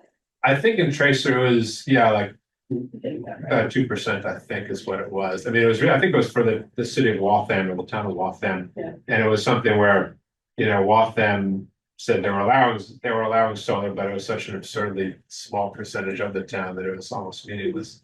But I mean, it's just going to be fascinating to see how this law evolves over time. And Well, I'm kind of thinking in my head, I'm thinking of this as like the marijuana dispensary laws, like it's a small area and there's just a few places in town where it seems like it would be appropriate. It seems like there's just a few places in town where this would be appropriate. But how do we, so I would actually be concerned about, say I bought a house in Weston Farms, I decided, I'm gonna take that house down, I'm gonna put in a battery, like technically, if we include the PUDs, then they could do that. It's a lot of money. So, but yet, from my very limited knowledge and listening last week, it seems like it's important to make sure it's certain away from certain areas that would, whether there's noise, if there's safety concerns, how to make sure that, So, Madam Chair, I think you referenced the marijuana, so we have it's an overlay that we have for that, whereas what we're proposing here is just taking specific districts by type and designating those as eligible for this type of development. So I think what you're suggesting is that we might look instead at an overlay, which would give us a lot more flexibility with regard to where we can put it, as opposed to just opening it to specific areas, like actually types of districts. dictating where, Yes. I think maybe that's what we want to do, is dictate where in town here in town, we think would be where we appropriate, have certain overlays. and then create overlays for that. Or overlays multiple. No, or what do you guys just think one. about that? What do you? Matt, do you have any thoughts or experience in this one? Not on this particular subject. Yeah, I mean, an overlay district might be the most logical approach on this. Like with an overlay, can we determine exactly where it is? Like, can we? I think that's the beauty of an overlay is that you can really define, pretty, pretty flexibly where you would put it. But far more than we would have if we were just designating Just designating. particular districts, yeah. Yeah. Sure. So I think the basis of these Oh, are, I'm sorry. oh, my name's Yeah. Jacob Reichert, I live at 12 Rosewood Court. Thank you. So the basis for these is that they're generally along high tension lines or power lines. Okay. Right, so I think an overlay district might make sense, but if you have it away from the power lines, then it may not be a suitable site for, for the developer to make money. So that's typically where they're located. I think they So need that to they be can- within a certain yard, like distance from the, either a substation or a high tension. So they can tie into the power, which makes sense. That's right. Yeah. So it's much cheaper for them to run that transmission. So I don't know if, if we look at, that those. Development, if those are not near the power lines, then that actually. Well, Not that we would mind that. No, Right. yeah, However, they might mind that. yeah. What would you mind, what? No, I'm joking, but Kim McEntee, also Rosewood Court, I'm just saying, we would love it if it somehow, makes it less profitable for them, so they don't come to Duxbury. But on the other hand, that's not what they're going to be looking for. And the AG, my concern, and maybe yours, is she's gonna say, well, that's how you're boxing them out, Yeah. is by putting them in a place that they can't even access the electric grid. So that's the concern, right? Is how do you stay in the line, but still make it safe for Duxbury residents? Right. You don't want it in their backyard. Responsibility to make it a profitable project for them. No, Right. so our responsibility is around safety. There it is. So, That's it. That's why we're here. But It's good. the trick though is that one of the reasons that my understanding, again, my limited understanding is that the AG has instituted this is because we're trying to create cleaner energy, and how do we do that? This is one of the ways, right? And so we have to figure this out. However, we all know that not zoning, one size fits all zoning is really tricky. We experienced that with MBTA already, and so we want to be compliant and figure out a way, how do we apply this here at Duxbury that makes sense? And so there's a good conversation about the overlay, how to do that, and so that's good information, that's getting along the power lines. Because it's interesting, when I was reading the clipper about that particular applicant who came to town, so because I actually thought it was by the power grid, right by the Cranberry, right by the rotary. I didn't realize it was at the other. That makes sense. That's what I was that. Except for that's owned by Eversource. So they're not gonna sell. They So, don't want to have it on their property. yeah, well, they didn't want it on their property because they're not gonna sell it to an energy company who then is gonna buy it low and sell it back to Eversource. So They would be losing money. So that's what these companies do, is they buy low and they sell high. It is a profitable business for them. It is also a good business in some ways, but they're here for the money, not just for the goodness of everybody. yeah, if that's the place that makes sense, so Matthew, if we say we believe that given that what the needs are of this particular consumer, and we were to propose this site, regardless of who owns it, what's, that section, I mean, this is in our. I think, when we go back to the AG, are they gonna say, well, that's not good for Eversource, or would they say, yes, you complied, what's your read on that? Yeah, so actually, it's funny I've kind of been following some of this stuff because the state is also putting together these rules for how I believe these are gonna be these new rules that they're kind of trying to create for both, I guess, for all kinds of renewable energy. So for solar, I guess battery energy storage, and also for wind, where I think developers will apply for one big permit from the town, and then the different boards, like planning board, zoning board, board of health, maybe conservation commission, they all kind of do their own separate things, but then it all has to get done within a year. And then the town has to kind of assemble it all together and issue like a big permit or refuse to issue the permit within the space of the year. I don't think that affects, as far as us doing the zoning bylaw, I don't think that affects us at the moment. But in any case, in all these discussions I've heard, I don't remember anybody ever saying anything about how you have to think about where the power lines are. You have to like make it easier for them to be close to power lines or be further away. I think in Pembroke, they just approved one behind 139, which I don't think is close to a major, I mean, it's not too far, but it's not really close to a major power line. So I'm not sure if it's something we have to worry about. I mean, I suppose if we announced, that we were trying to make the overlay as far as the power lines as possible, maybe that could be a constant problem. But otherwise, I think we can just do it on the basis of the usual ways we'd think of as what's, like by the same rationale, if we were trying to think where do we cite some industrial use that we don't like, but that we know that we have to allow, kind of use the same type of rationale. I think it would be okay. Well, the thing is, we don't have much industry in town because Yeah. my first thought that would make the most sense. Yeah. Much more sense than a residential zone, which is Right. right?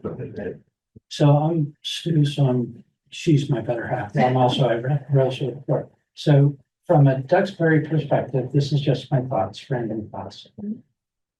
We have water sources here that when something goes bad, they'll get contaminated.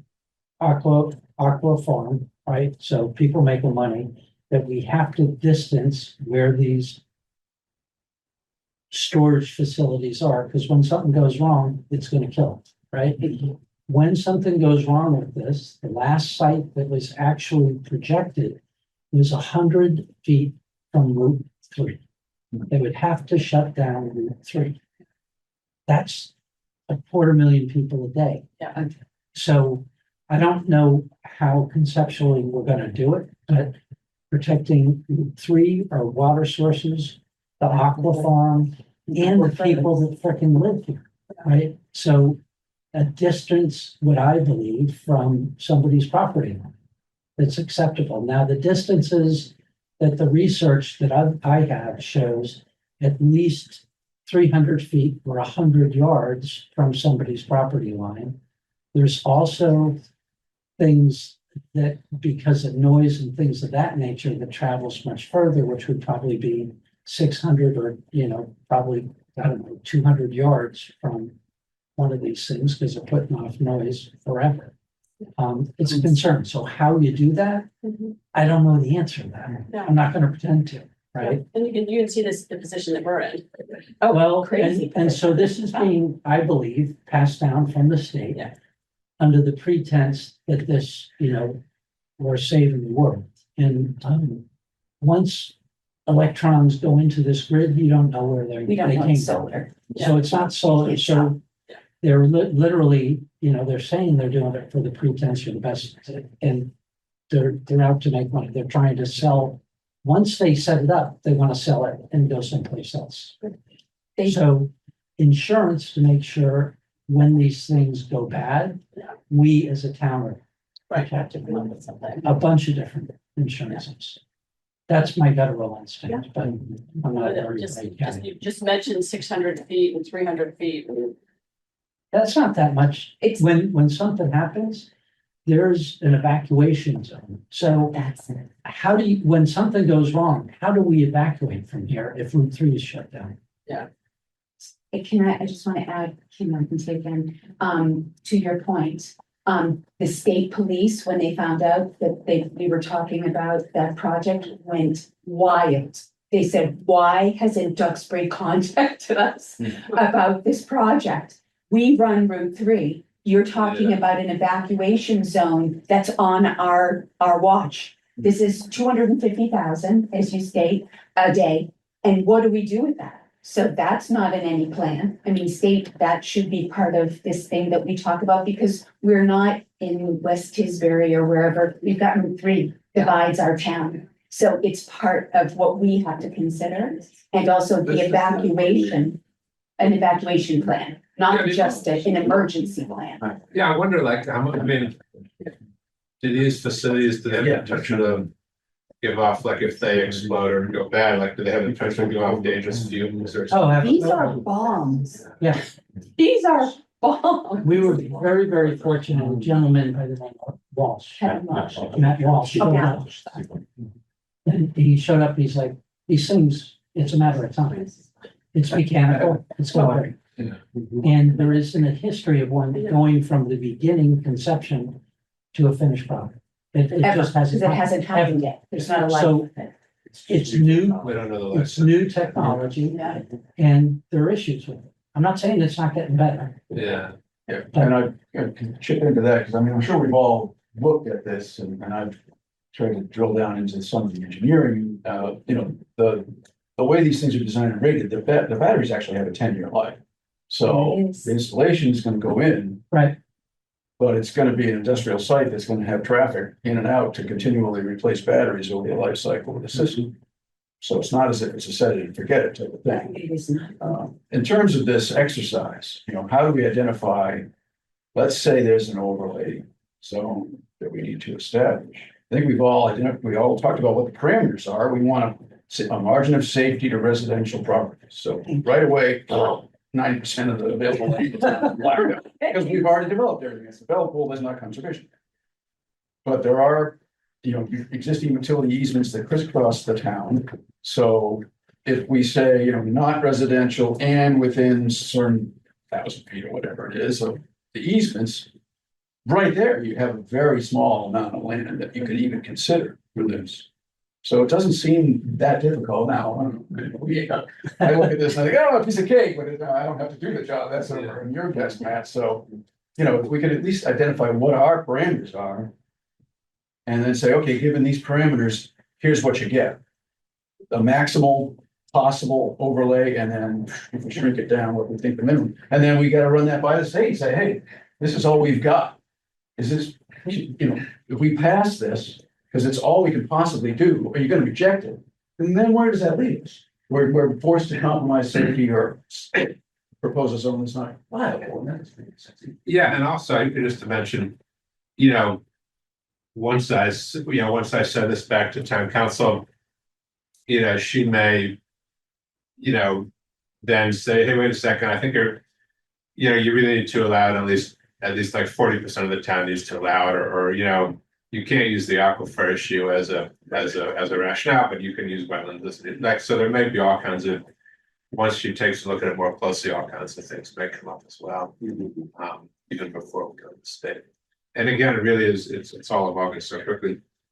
And then also another thing is that it seems as though, and I don't think we need to worry about this right now because we've kind of got enough on our plate. But it seems as though our rules for solar should kind of be the same. And right now, at least as far as I can figure it out, we don't seem to be allowing solar in most of the town, which is probably not. So probably that could be sort of a problem as well. So at some point, someday in the future, we may want to revise our how the zoning bylaws treat solar also. Of course, solar is sometimes a little less controversial because maybe they don't explode or give off fumes as often, but they are big. I mean, they take up a lot of space. But you can restore the ground underneath them. People actually do things underneath that. You know, they grow plants underneath them. This is not that same kind of installation. It's a different deal. They also don't give up noise. Right. Yeah, that's true. Yeah. Potentially catch on. That's right. So I don't understand the process of sending the bylaw to an AG, or as probably not everybody's real clear on that. And I don't understand it. The possibility of setting a letter up to the AG and saying, hey, we have an aquifer. That's what this gentleman. Yeah. And setting precedents that this, you know, we're a little bit different, you know? Yeah, but explaining why, not just. Why, just saying, hey, this is what we want. Here, so that's kind of, if I can make a couple of suggestions, the setbacks that are noted in the West Newbury bylaw are really narrow, they're 50 feet and 100 feet. The town of Spencer has a bylaw with 300 foot setbacks. So if we could maybe reference that rather than Duxbury, I think that'd be helpful. What page of the, or what part of I the, think it's F. It was all the size and it really, so. Page 4. It's F 622.6 on F. F has got all the 622.6 and F. It's got all the, We just had the 15. yeah, and they've got the one, if you go farther down, they're then talking about 10 feet from a building. It's like, what? You know, it gets worse as you continue to read. so you said Spencer, the town of Spencer? Town of Spencer, yeah. Had a 300 foot setback.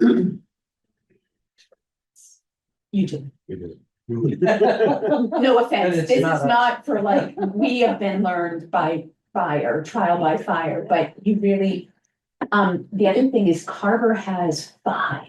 They've got 1 live, got 3 coming up, but they did it on commercial, industrial, they put it on bogs, they sand mined and then put it on top. So they, you know, they're 2,000 feet from some people's houses through a forest and you can still hear the fans. So- Even at night, when it's the coolest part of the day, you don't even need fans at night. But you can still hear, people have sent us from their back porch, this is what it sounds like, this is what is 40 feet from your house in Duxbury. Yeah, so I did put in a thing there about this, this proposal would limit the noise as well. So the Mass legislation, I think, is ambient noise plus 10. And I know we don't have an ordinance in Duxbury, which I think they would love to have for the blowers and leaf blowers, but that's temporary. Exactly. This is forever noise. So anyway, that's 50 decibels you put in, but I think theirs is like ambient plus 10, whatever the normal I noise think it would is. still have to meet the state noise ordinance plus ours, right? I think that's how Is that how that works, a bylaw and the state? You have to meet them and us, I don't or? think so, but.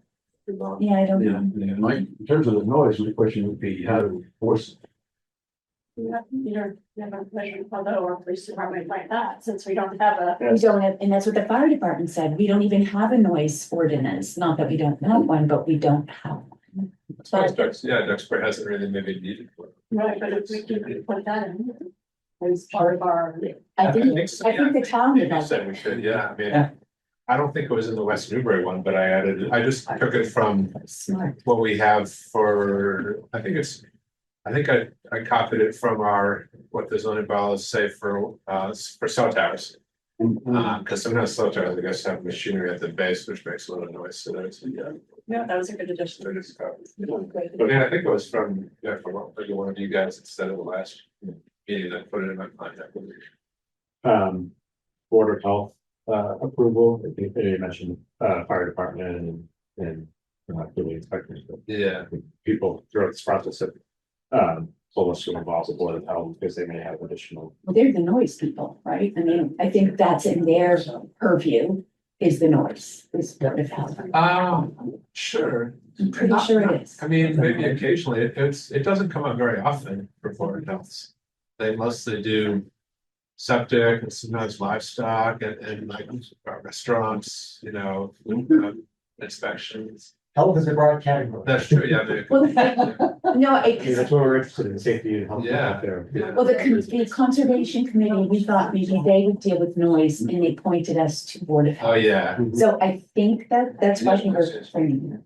Sorry. That's right. But I'm not sure if I don't know if we can require, at least within the zoning bylaws, I don't know if we can require something to go to the Board of Health within zoning bylaws, within general bylaws. Yeah, you're right. So that'd probably be another hook from another place. I'm not being, it doesn't have to be with us, it could just be a regular. Yeah, maybe, I mean, really like, if we're gonna do a noise bylaw. Or I'm sorry, if we're gonna do a noise bylaw that sends things to Board of Health or for any reason. It could be, it could be, there's no reason to limit it to battery and storage No. facilities, it could just be for any. Because you never know what people are gonna try to put in. There it is. Stu mentioned it, but environmental insurance, so that would cover our town in case of a catastrophic event where the company walks away, goes into bankruptcy. We should require them to cover the hazardous contamination and the cleanup costs. Because it's not included right now. It's just their equipment. It's not like what we're left with. In a bond, you got a decommissioning bond, but I don't think that's enough to cover, cleanup efforts.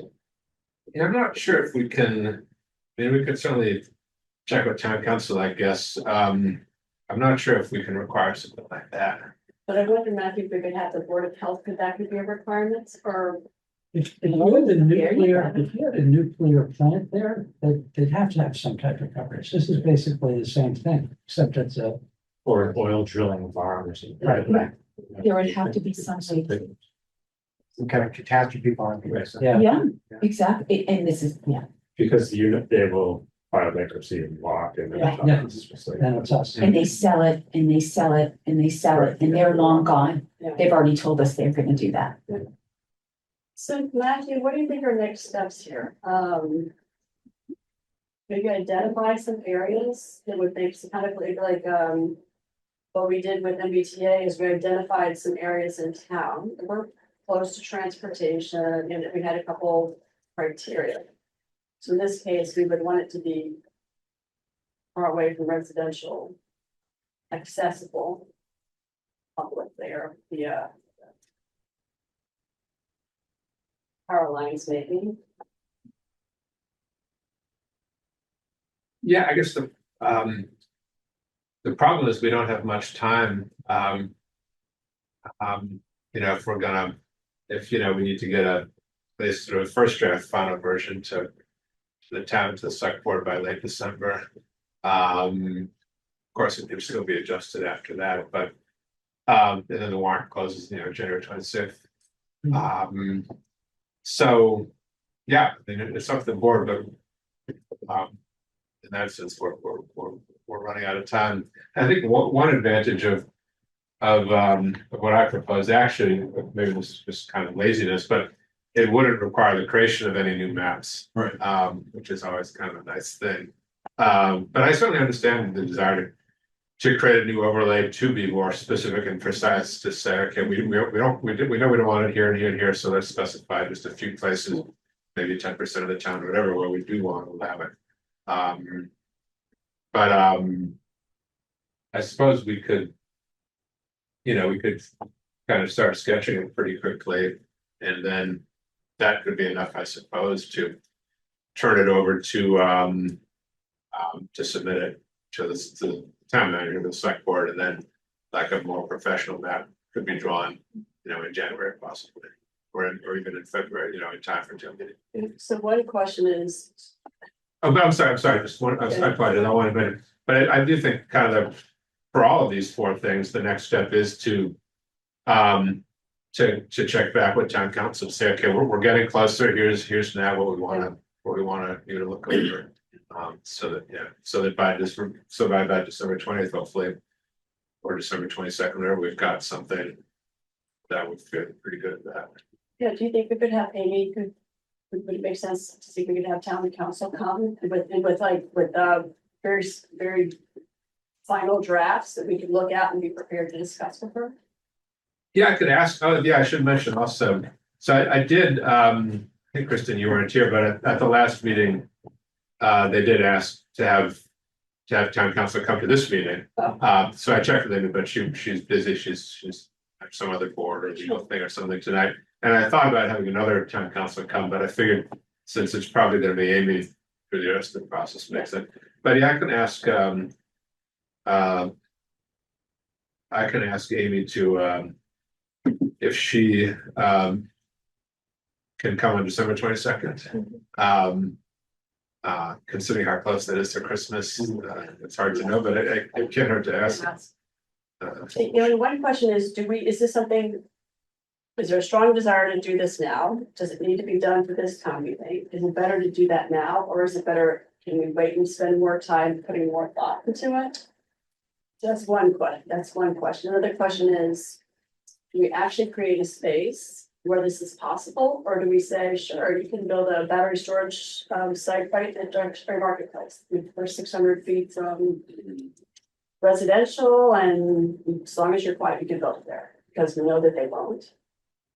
Hmm. I like what we did with them, yeah. I had a similar thought about I that. like the way you think. Yeah.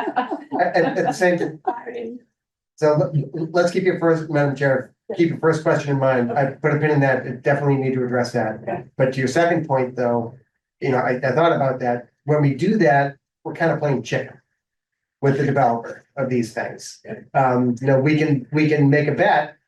We can put a penny on the pony's nose and say, I don't think they're gonna build it here if we put it there.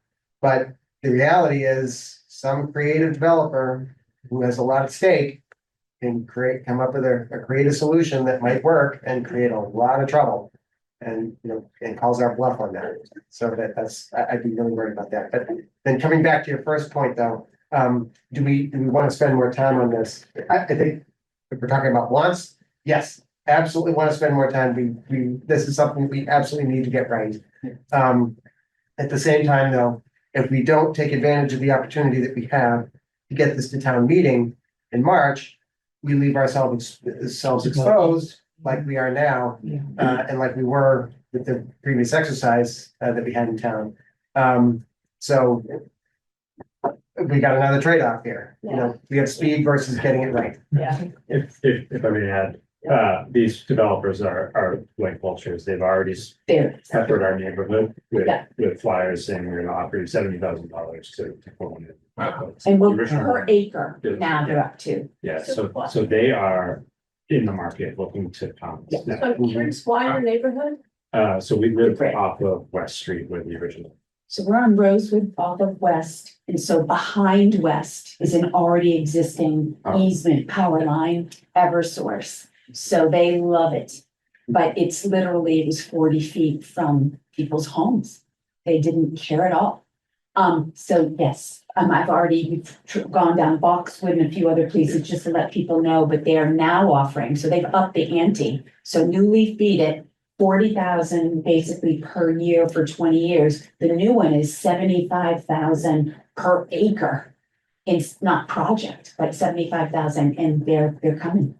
So we're trying to but the difference is we know what's going on. Now we've educated a lot of the residents, hopefully, now know that we don't want this. I don't think you should want this. And so it's Bright different. yellow sign across the street from there. Right? Unless you want a bright yellow sign across the street. Exactly. We have lots of signs. But But they're here. So I waiting a year and a half might be to our. is it possible to do something now and then amend it next year Is that to possible? point it? Is To that get possible? something done this year. It is, Yeah, I think that the big thing is for us is to figure is really the thought process of the time it would take to, it's a lot. Yeah. It's a lot. Well, can I ask you a question for you, Madam Chair? When we went through the MBTA zoning process, it's very clear that, the state is hands off in terms of these local decisions. They will not weigh in, but they rely on the regional planning agencies to kind of be the glue between municipal activity and then state level policy.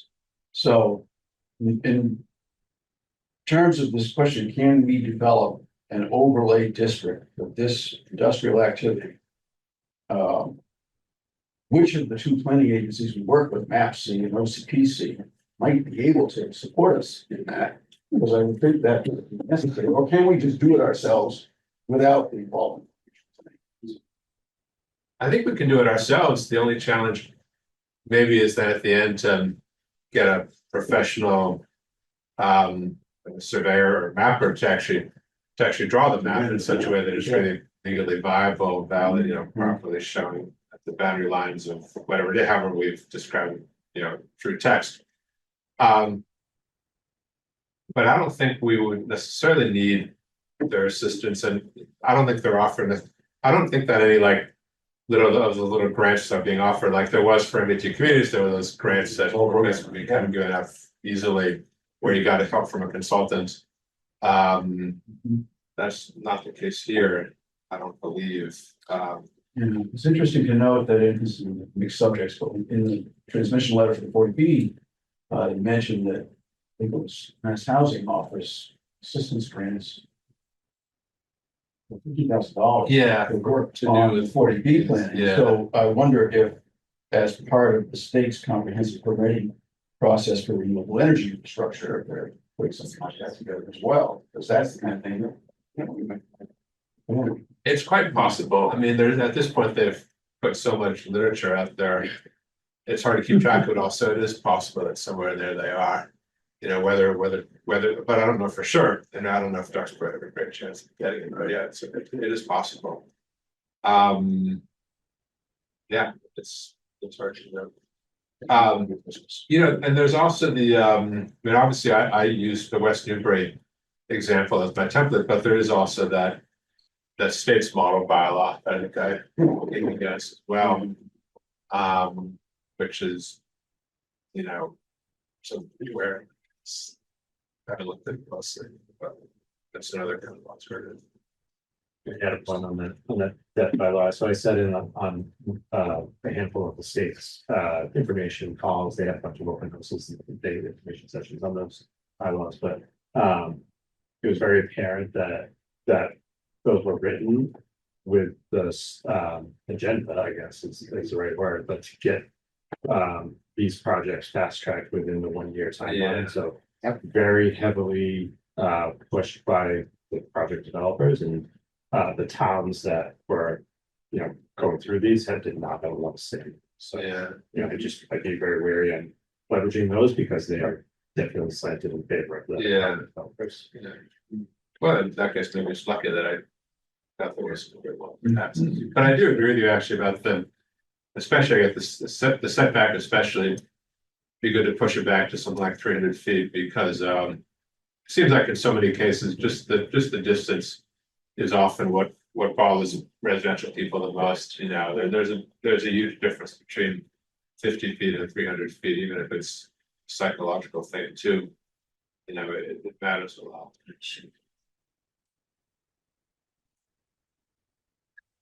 Coming back to, Madam Chair, coming back to your question about, you know, do we do this now? Do we, you know, put this off till later? You know, my thought on this, and I'm certainly open to, you know, I could certainly change my mind within a matter of minutes. But I thought that, given how fluid all of this is, you know, my thought is that, you know, maybe we work to get something on the books now in front of voters to vote on in the middle of March.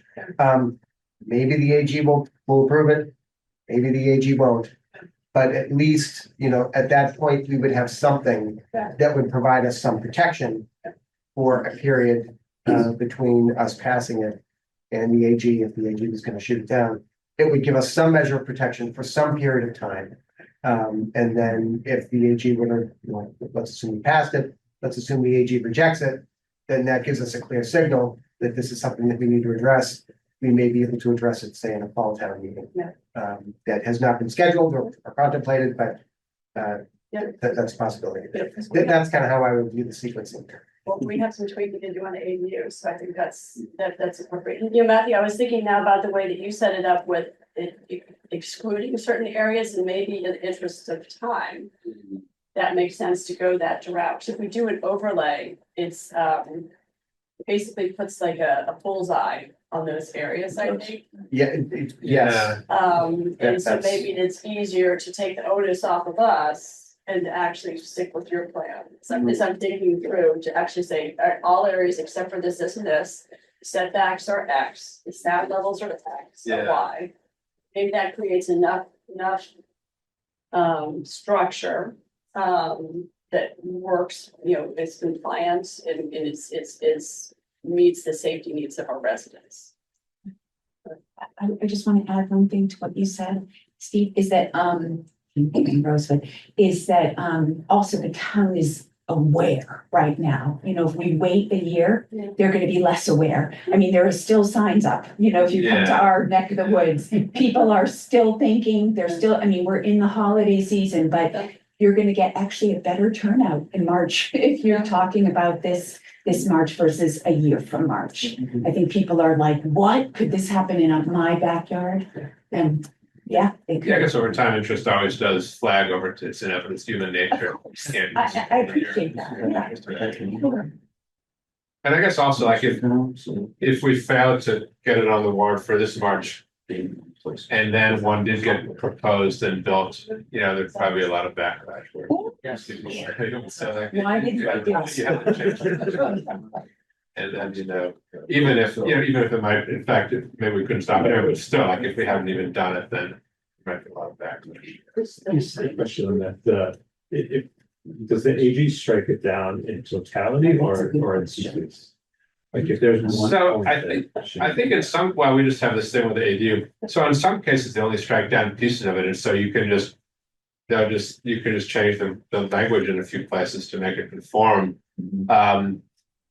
Even though the AG actually doesn't tell you exactly what, so that's a whole other complaint. But in any case, I think if enough of it is not valid, they might strike the whole thing down. I mean, I've been lucky in my experience; we haven't had that happen. But I think that they could. But I mean, I think also, I mean, my guess is that town council is going to do a pretty thorough job between now and town meeting to try to make sure that it will meet the AG's approval. And I think we kind of got the benefit of knowing that West Newbury did. There's always a risk given how quickly things are changing, but probably town council is going to kind of keep following this issue and probably help us put something together that'll have a very good chance of not getting totally destroyed by the AG. When did she go to court? Because I mean, isn't that Massachusetts, that case law is still in the court system? Is she? Yeah. It's still. I mean, the Duxbury Yeah. litigation. Yeah, I mean, so they voted and they said, no, they can do it. And then, so we're. Yeah, I don't know what the progress is. I mean, I've heard people kind of say that, oh, it's gonna be settled pretty soon, but I don't know if that's really definitive. I'm just wondering if it's before or after the March meeting. Yeah, it's hard to know. Soon's a very relevant. I know, what does that mean? And if I can just make one more point, as the court case was brought up, I thought of this earlier, but I think the zoning is super important. I think we're on the right track with that, but that court case, the whole premise of it is that town, local government cannot ban the siting of one of these based on zoning. Right, so. They're coming at you guys. Yeah, Yeah, they so are. if that is upheld, then I think all the zoning and overlay or wherever it lands is kind of moot. So I think all these other safety measures that we're talking about with sound and evacuation, and all of that becomes even more important than before. So it's not just in your group, it's other people, other ways to approach it to deny what they want to do. But yeah, they're trying to eliminate what you do. All right, so we want to continue working on this, Matthew, with I think in the same direction of getting some feedback from Amy and some seems like we're. Yeah, I think I think definitely I'll try to send this to Amy tomorrow if I get a chance. But anyway, I'll definitely try to do it the next few days. And try to get her ready to put on her advice and ask her if she could come on the 22nd. Is there any way we can help you besides keeping out of your, What can we do? our goal is to help You're helping you. us now. We have so many resources now, so many people that are experts have checked in with us. If you need their names, if you need anything, we're happy to deliver. So one of the women, you know her name, her daughter's a lithium batteries. Yeah, that's Potash. Annie Potash's daughter is a PhD in lithium batteries. Out of literally. And she basically said, this is new technology, you don't know. Right. Yeah. So, and then like the fire guys, it's a matter of We've time. got so many experts. In that Koenig, I don't know if you know him. Koenig. He is an expert in the field and he lives at Duxbury and spoke at the select board meeting. It's like this makes no sense to have this here. And there was a woman who was from the Massachusetts cleanup committee. And she's like, I didn't plan to talk, but I clean up these messes. I did it for 35 years and we are headed for a disaster. This is absolutely inappropriate. Yeah. And she's retired from it now, so she feels comfortable speaking. She goes, I was one of them. Yeah.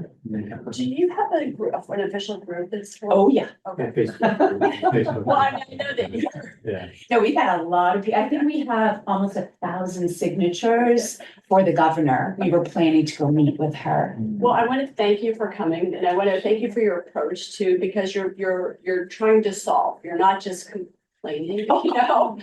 And it's really helpful to us to have that support in the community, and it's helpful for us to know because we haven't been through this. We're not experts. We haven't worked with these groups, so I think it's helpful.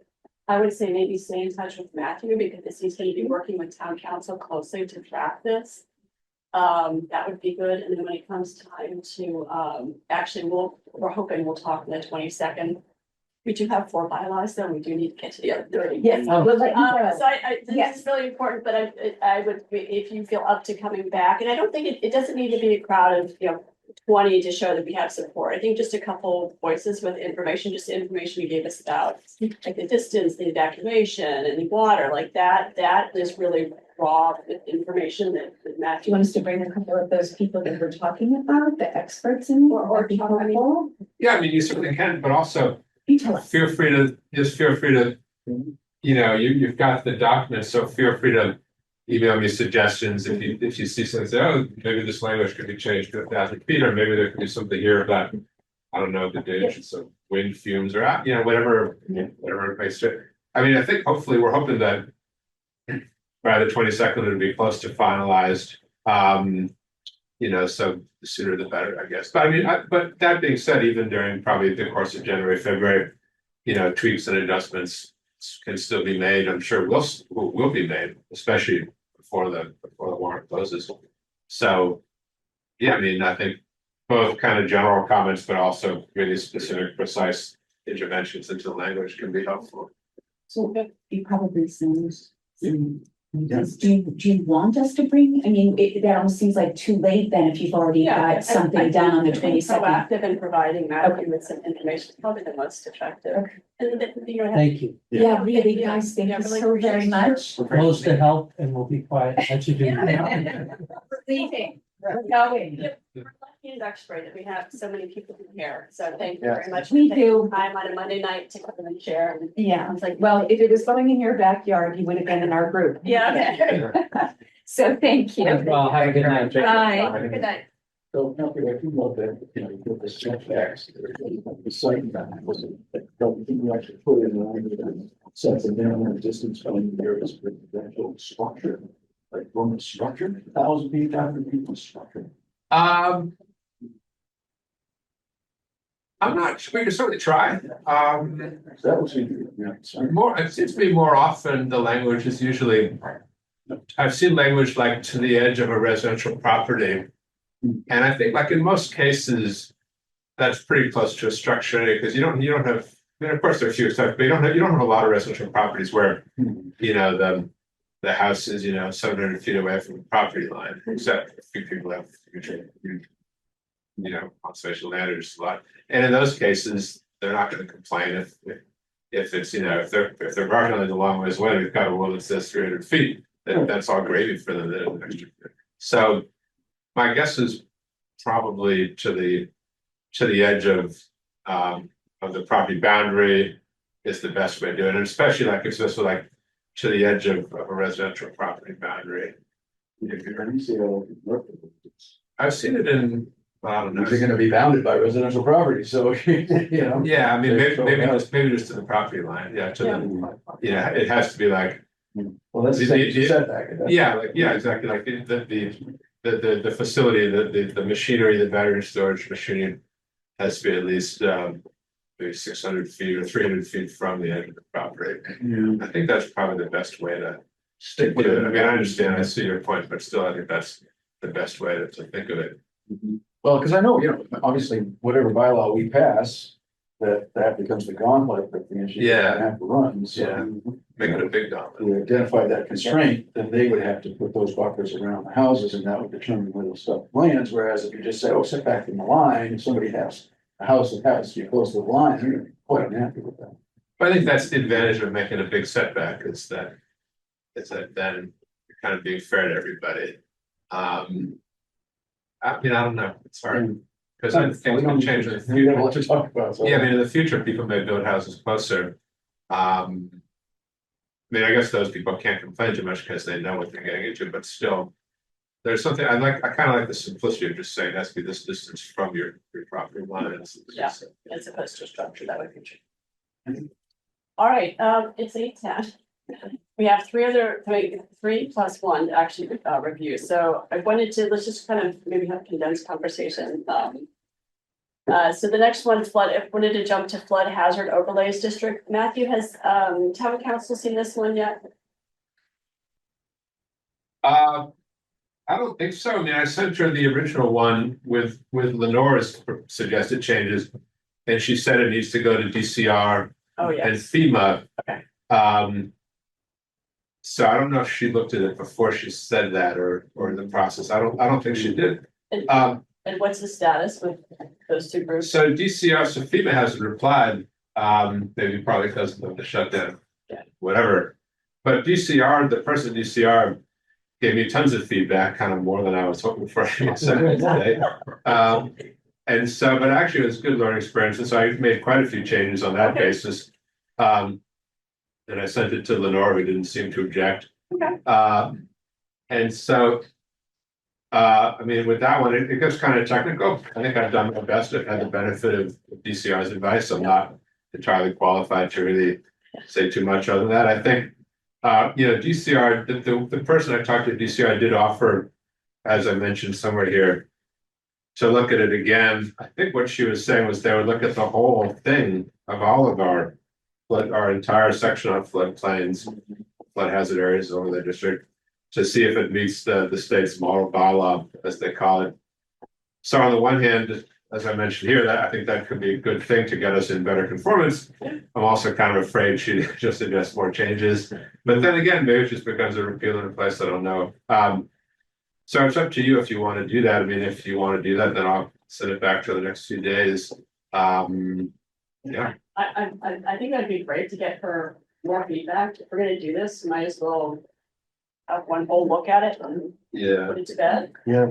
So if she could do that, maybe you could say, I have to get this to the planning board by the end of next. Or like next Wednesday. Yeah. Like, give her a deadline and gets you and Emily some wiggle room. That would be great. Okay. I think that would be great. And I'm okay with it. Somebody else's tech, we're just looking on somebody technically here. It's not my. None of ours, yeah. None of ours, right? I'm good with that. Zoning recodification, I'll just want to say a couple things. So this group has been working on this for years. This was like project in place before COVID. I think Dave Beauty, who's off the board, he was on the board for 10 years, is off.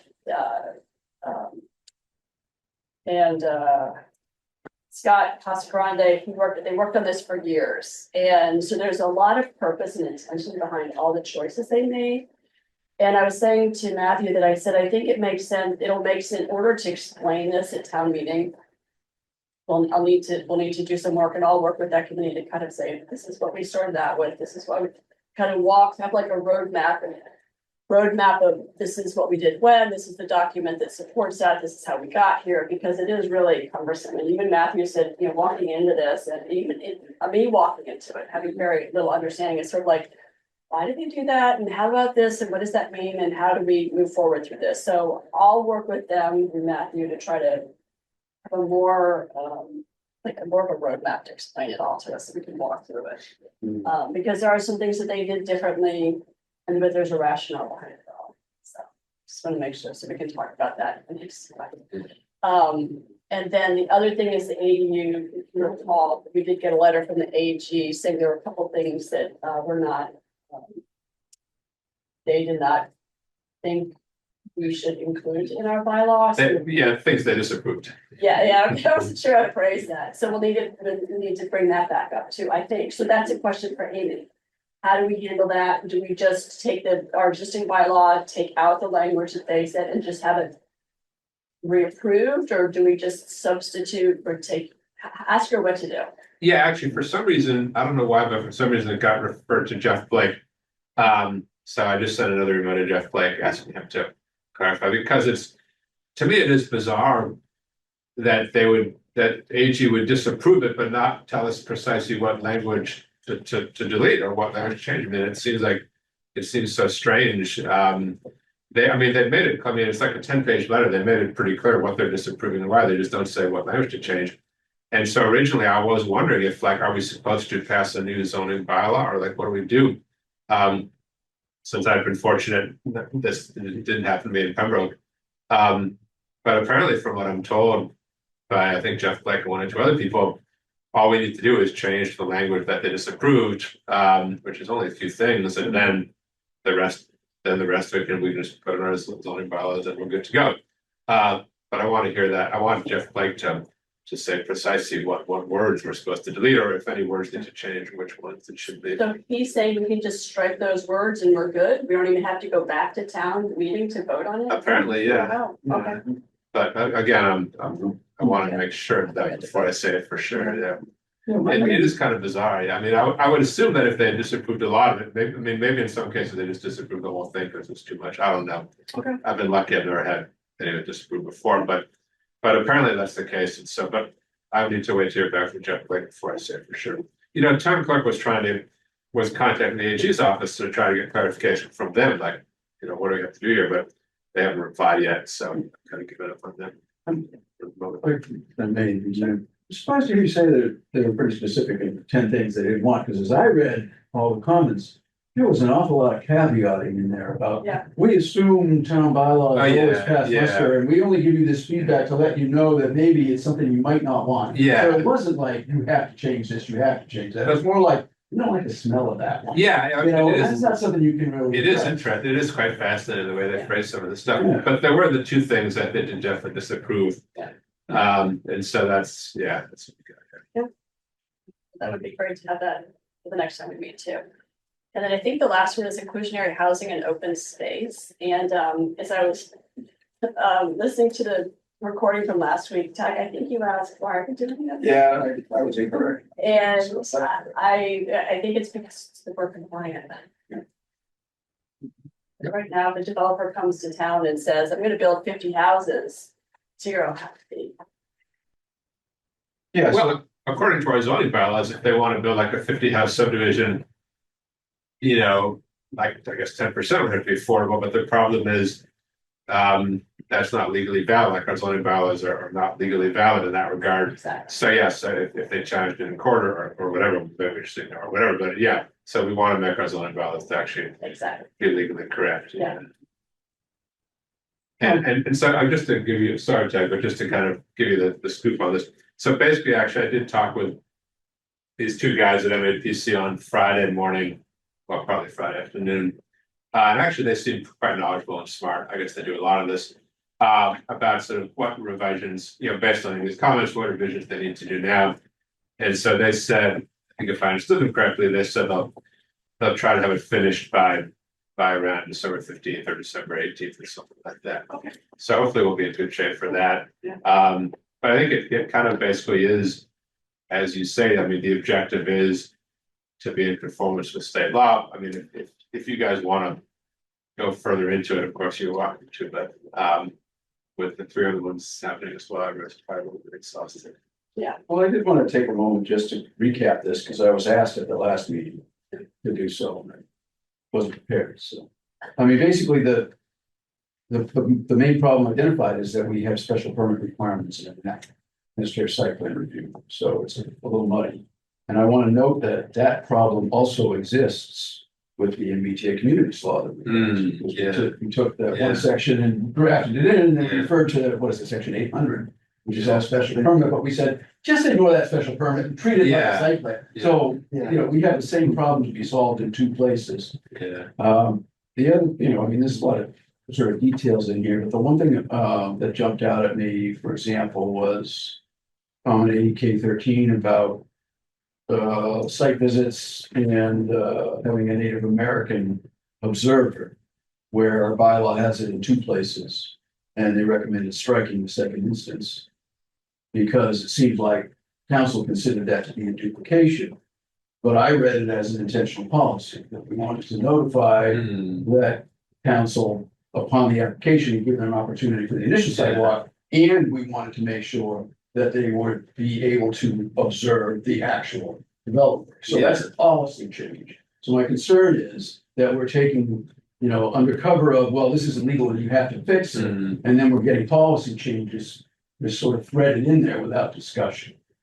Well, I think Amy is pretty conscientious about only, identifying things that really are legally problematic or just sort of illogical. So I don't know the details of that particular one, but I guess I wouldn't worry about it too much. Well, I mean, there was an intent behind the law as we passed it. So I don't think that we Yeah. should just out of hand dismiss it with, if the comment is this, we don't recommend this. Yeah, Why? What's the rationale? Let's Yeah. parse that and see what the legal risk is. If it's a policy of the town and you just have a bad feeling about it, but there's no actual Yeah. case law saying you can't do that.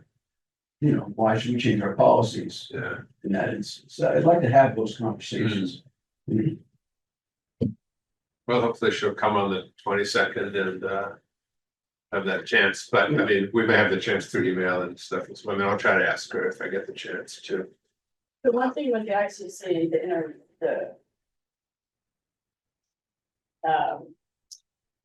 Inclusionary. yeah, thank you, yeah.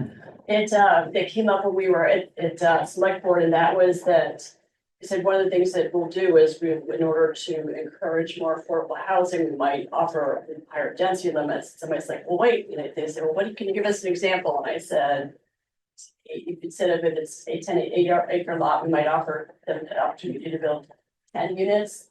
Then, well, does it have to be 10? What about 9? So we just have to know, we're going to get that on the floor. So be prepared for that. We just need to be clear in what we're saying and why we're saying it. And one other thing I wanted to raise, and that is that I think everybody saw that Wayne is planning to be his last, he'll finish out his term. So we will have at least one open seat, and I think it's helpful, he said to us, start recruiting. And it might be helpful to kind of think about what type of a voice or skill set would we like to see here. And I think it would be helpful to have either another attorney or a builder or somebody like that with those skills, because Jen's been on the board for a long time, and at some point, she will probably roll off. And so it would be great to have somebody with an engineering or building or some type of skill set like that. So if you know of anybody, start thinking about that. Yeah, I mean, I think that the more you publicize it, the better it is, the more likely you get some strong candidates who run for the office. I think always like just people who are, I mean, it's obviously it's great if you have somebody who has knowledge that's relevant, like engineering or legal building, but also just a person, frankly, who's conscientious and reliable in terms of, being unbiased and sort of like learning the details and being conscientious of that position is the most valuable thing. And hopefully we'll get at least one strong person to run it. I think. So I guess my particular question is it okay if I ask Nancy O'Connor to publicize it through her little news feed that she sends out to, I don't know if there's hundreds of people or thousands of people, but I seem like it's fair. No, I think absolutely. And remind, is town election right before or right after town meeting? 2 weeks. Exactly, so that's end of March, beginning of April. Right. I think it's 2 Usually weeks. last Saturday. Is that 2 weeks? Yeah, I don't know. and it's shortly after, yeah. So 3 months, yeah, that would be great. Thank you for thinking about that. Yeah, and the only thing that's saying that is when I went through this with the historical commission because, I was chairing and I had been elected to the planning board, so I had to step away. And I tried that. I tried to put it out there. We need someone, but the reality was that until I vacated the position, it wasn't notified through the select board's process. It's really the select board to make this decision. We could say, we'd love it if you would promote it, but they may well say, it's until it's actually a vacant position, we can't put it out there, Yeah, I think this will be different because this one, it's an election. And from what I understand, talking to the town clerk, she's got the election set up. It's definitely going to happen. I mean, I guess unless maybe Wayne changes mind, but I don't think that'll happen. So the election is definitely going to happen, and so we can say to people, Wayne is, Wayne's vacating his seat effective April 2nd or whatever it is, 2 weeks after town meeting. and that's 100% definite, and so, you know, this is the election that's gonna happen, and so anybody can run for it, you know, I mean, all they have to do is whatever, you know, you get the 10 signatures town, and you fill out the form correctly, and bring it to the town. Yeah, but this one, maybe. But it is true that like, because he hasn't actually left yet, I mean, he still is on the planning board until the election. It's not a vacancy yet, so it's different from, I mean, if he resigned right now, I think then the select board would have to appoint somebody until the election. Right. But then it's kind of like such a short period of time. But of course, that can have its benefits too, but that's what we did cover a few times. It has the benefit that that person's been appointed, then they can run if they want to or not. But Wayne is stepping out before the end of his term. No, Yes, because his term ends in, I think, in 2028. Right, and, So, yeah. and the terms of the planning board's members are intentionally staggered to ensure that there's no mass exodus, so. Yeah, I don't even know if it's actually proper to hold a special election. it is. I mean, that's town clerk's decision. It's already been covered. Yeah. yes. If his term was 5 years, he's only served 2, the term will be for 3. So yes, the election is for the remainder of this term. Perfect. But it is kind of new to me because in my previous experience, we had some planning board members who resigned. Usually because they would resign effective more or less immediately because they had moved out of town or for some other reason. And so in that case, it was a different kind of thing where the select board would appoint somebody and then they would appoint somebody until the next election, but then the election would still happen as soon as possible. Yeah. So I guess, and the only other thing I was going to mention, I guess, I assume the answer is yes. I'd like to send all of these zoning amendments as they currently stand. Well, I'm still waiting to get the conclusion back to town council. And so I assume the plan will give me permission to do that. Yeah. And then for this last thing here, particularly Wadsworth, as I read, they asked to change the hearing date. I recommend you don't do that, but it's up to you, I guess. Remind us what they wanted to change it to. From January 26th to January 12th. But legally, I don't think you do that because once you announce the day you're continuing the public hearing to, you know, that's set in stone and you can't move it up or back. You have to honor it. I mean, obviously, like if there's a snowstorm with the date, then that's different. But otherwise, I don't think from a legal point of view, you can. Well, You and know, I think that our next 2 meetings are gonna be focused on town meeting, so that'll probably be, is that gonna be our public hearing, the 12th? Those For public hearing for the what? 12th for the amendments, the bylaw amendments? No, that'll probably be in, was it early February? That'll be a little later. Public hearings will be a little later. I mean, for the public hearings, we want to have it sort of the verbiage pretty close to finalized. Yes. Because we want to make sure. I think actually the advantage of doing it in kind of having the public hearing in late January, early February, is that it gives plenty of time to continue it a few times if we want to or need to before town meeting actually happens. You know. But yeah, so the public hearing doesn't need to happen imminently. In fact, like in theory, the public hearing could be the day before town meeting. I mean, that's legal. People do it sometimes. Yeah, obviously it's not a good idea. Going back to Figure out it, sorry, a publicity marketing plan for this, and I think that'll take some time. Yeah. Sure. Did the applicant give a rationale for why they wanted to move up the Just because I guess the design work has gone faster than they expected. Okay. Yeah, but you know, they're the ones who requested January 26th and they could have said the 12th if they wanted. Yeah, I mean, that's the reality. If unless anybody objects, I would prefer to stick to the later January, so we're gonna have a lot of work to do the next 2, and we want to give them our full attention. But honestly, I think just from a legal point of view, I think you really can't, or you really shouldn't. I mean, like, I would definitely say once you've announced it, you know, because there were people who were there who said, okay, they wrote it down or you can't kind of change it on them, and you can't expect that they're going to know somehow just because we announce it here or somebody or anything like, you know, some of them maybe sort of out of communication that they're going to come back on that day. What happened? What do you mean? Yeah, that is kind of part of the legal rights to know when it is so they can come. Before we wrap. Yes. Because when I was looking at the zoning map while we were discussing battery energy storage system, we had the sidebar about out of getting crossing. And I think that your proposition in terms of just working with the existing zoning is workable. That is a wise choice because the Aquifer Protection Overlay District excludes like 60% of the town. And the only areas that remain that are close to the existing utility easement lines are in the southwestern part of town, where there are a couple of large private parcels that are improved. So it sounds like that approach is a way to just quickly get this done. Yeah. But I wonder about notifying the affected property owners. That's my main concern, because this is what burned us on MBTA.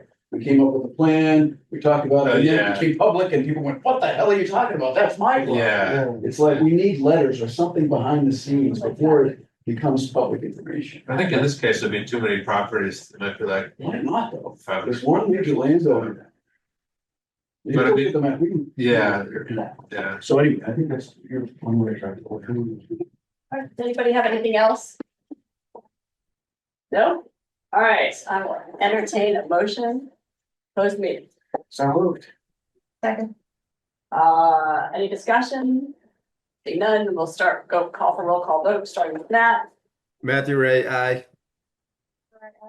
Bye-bye. Right, you did, Thank you, everyone. You.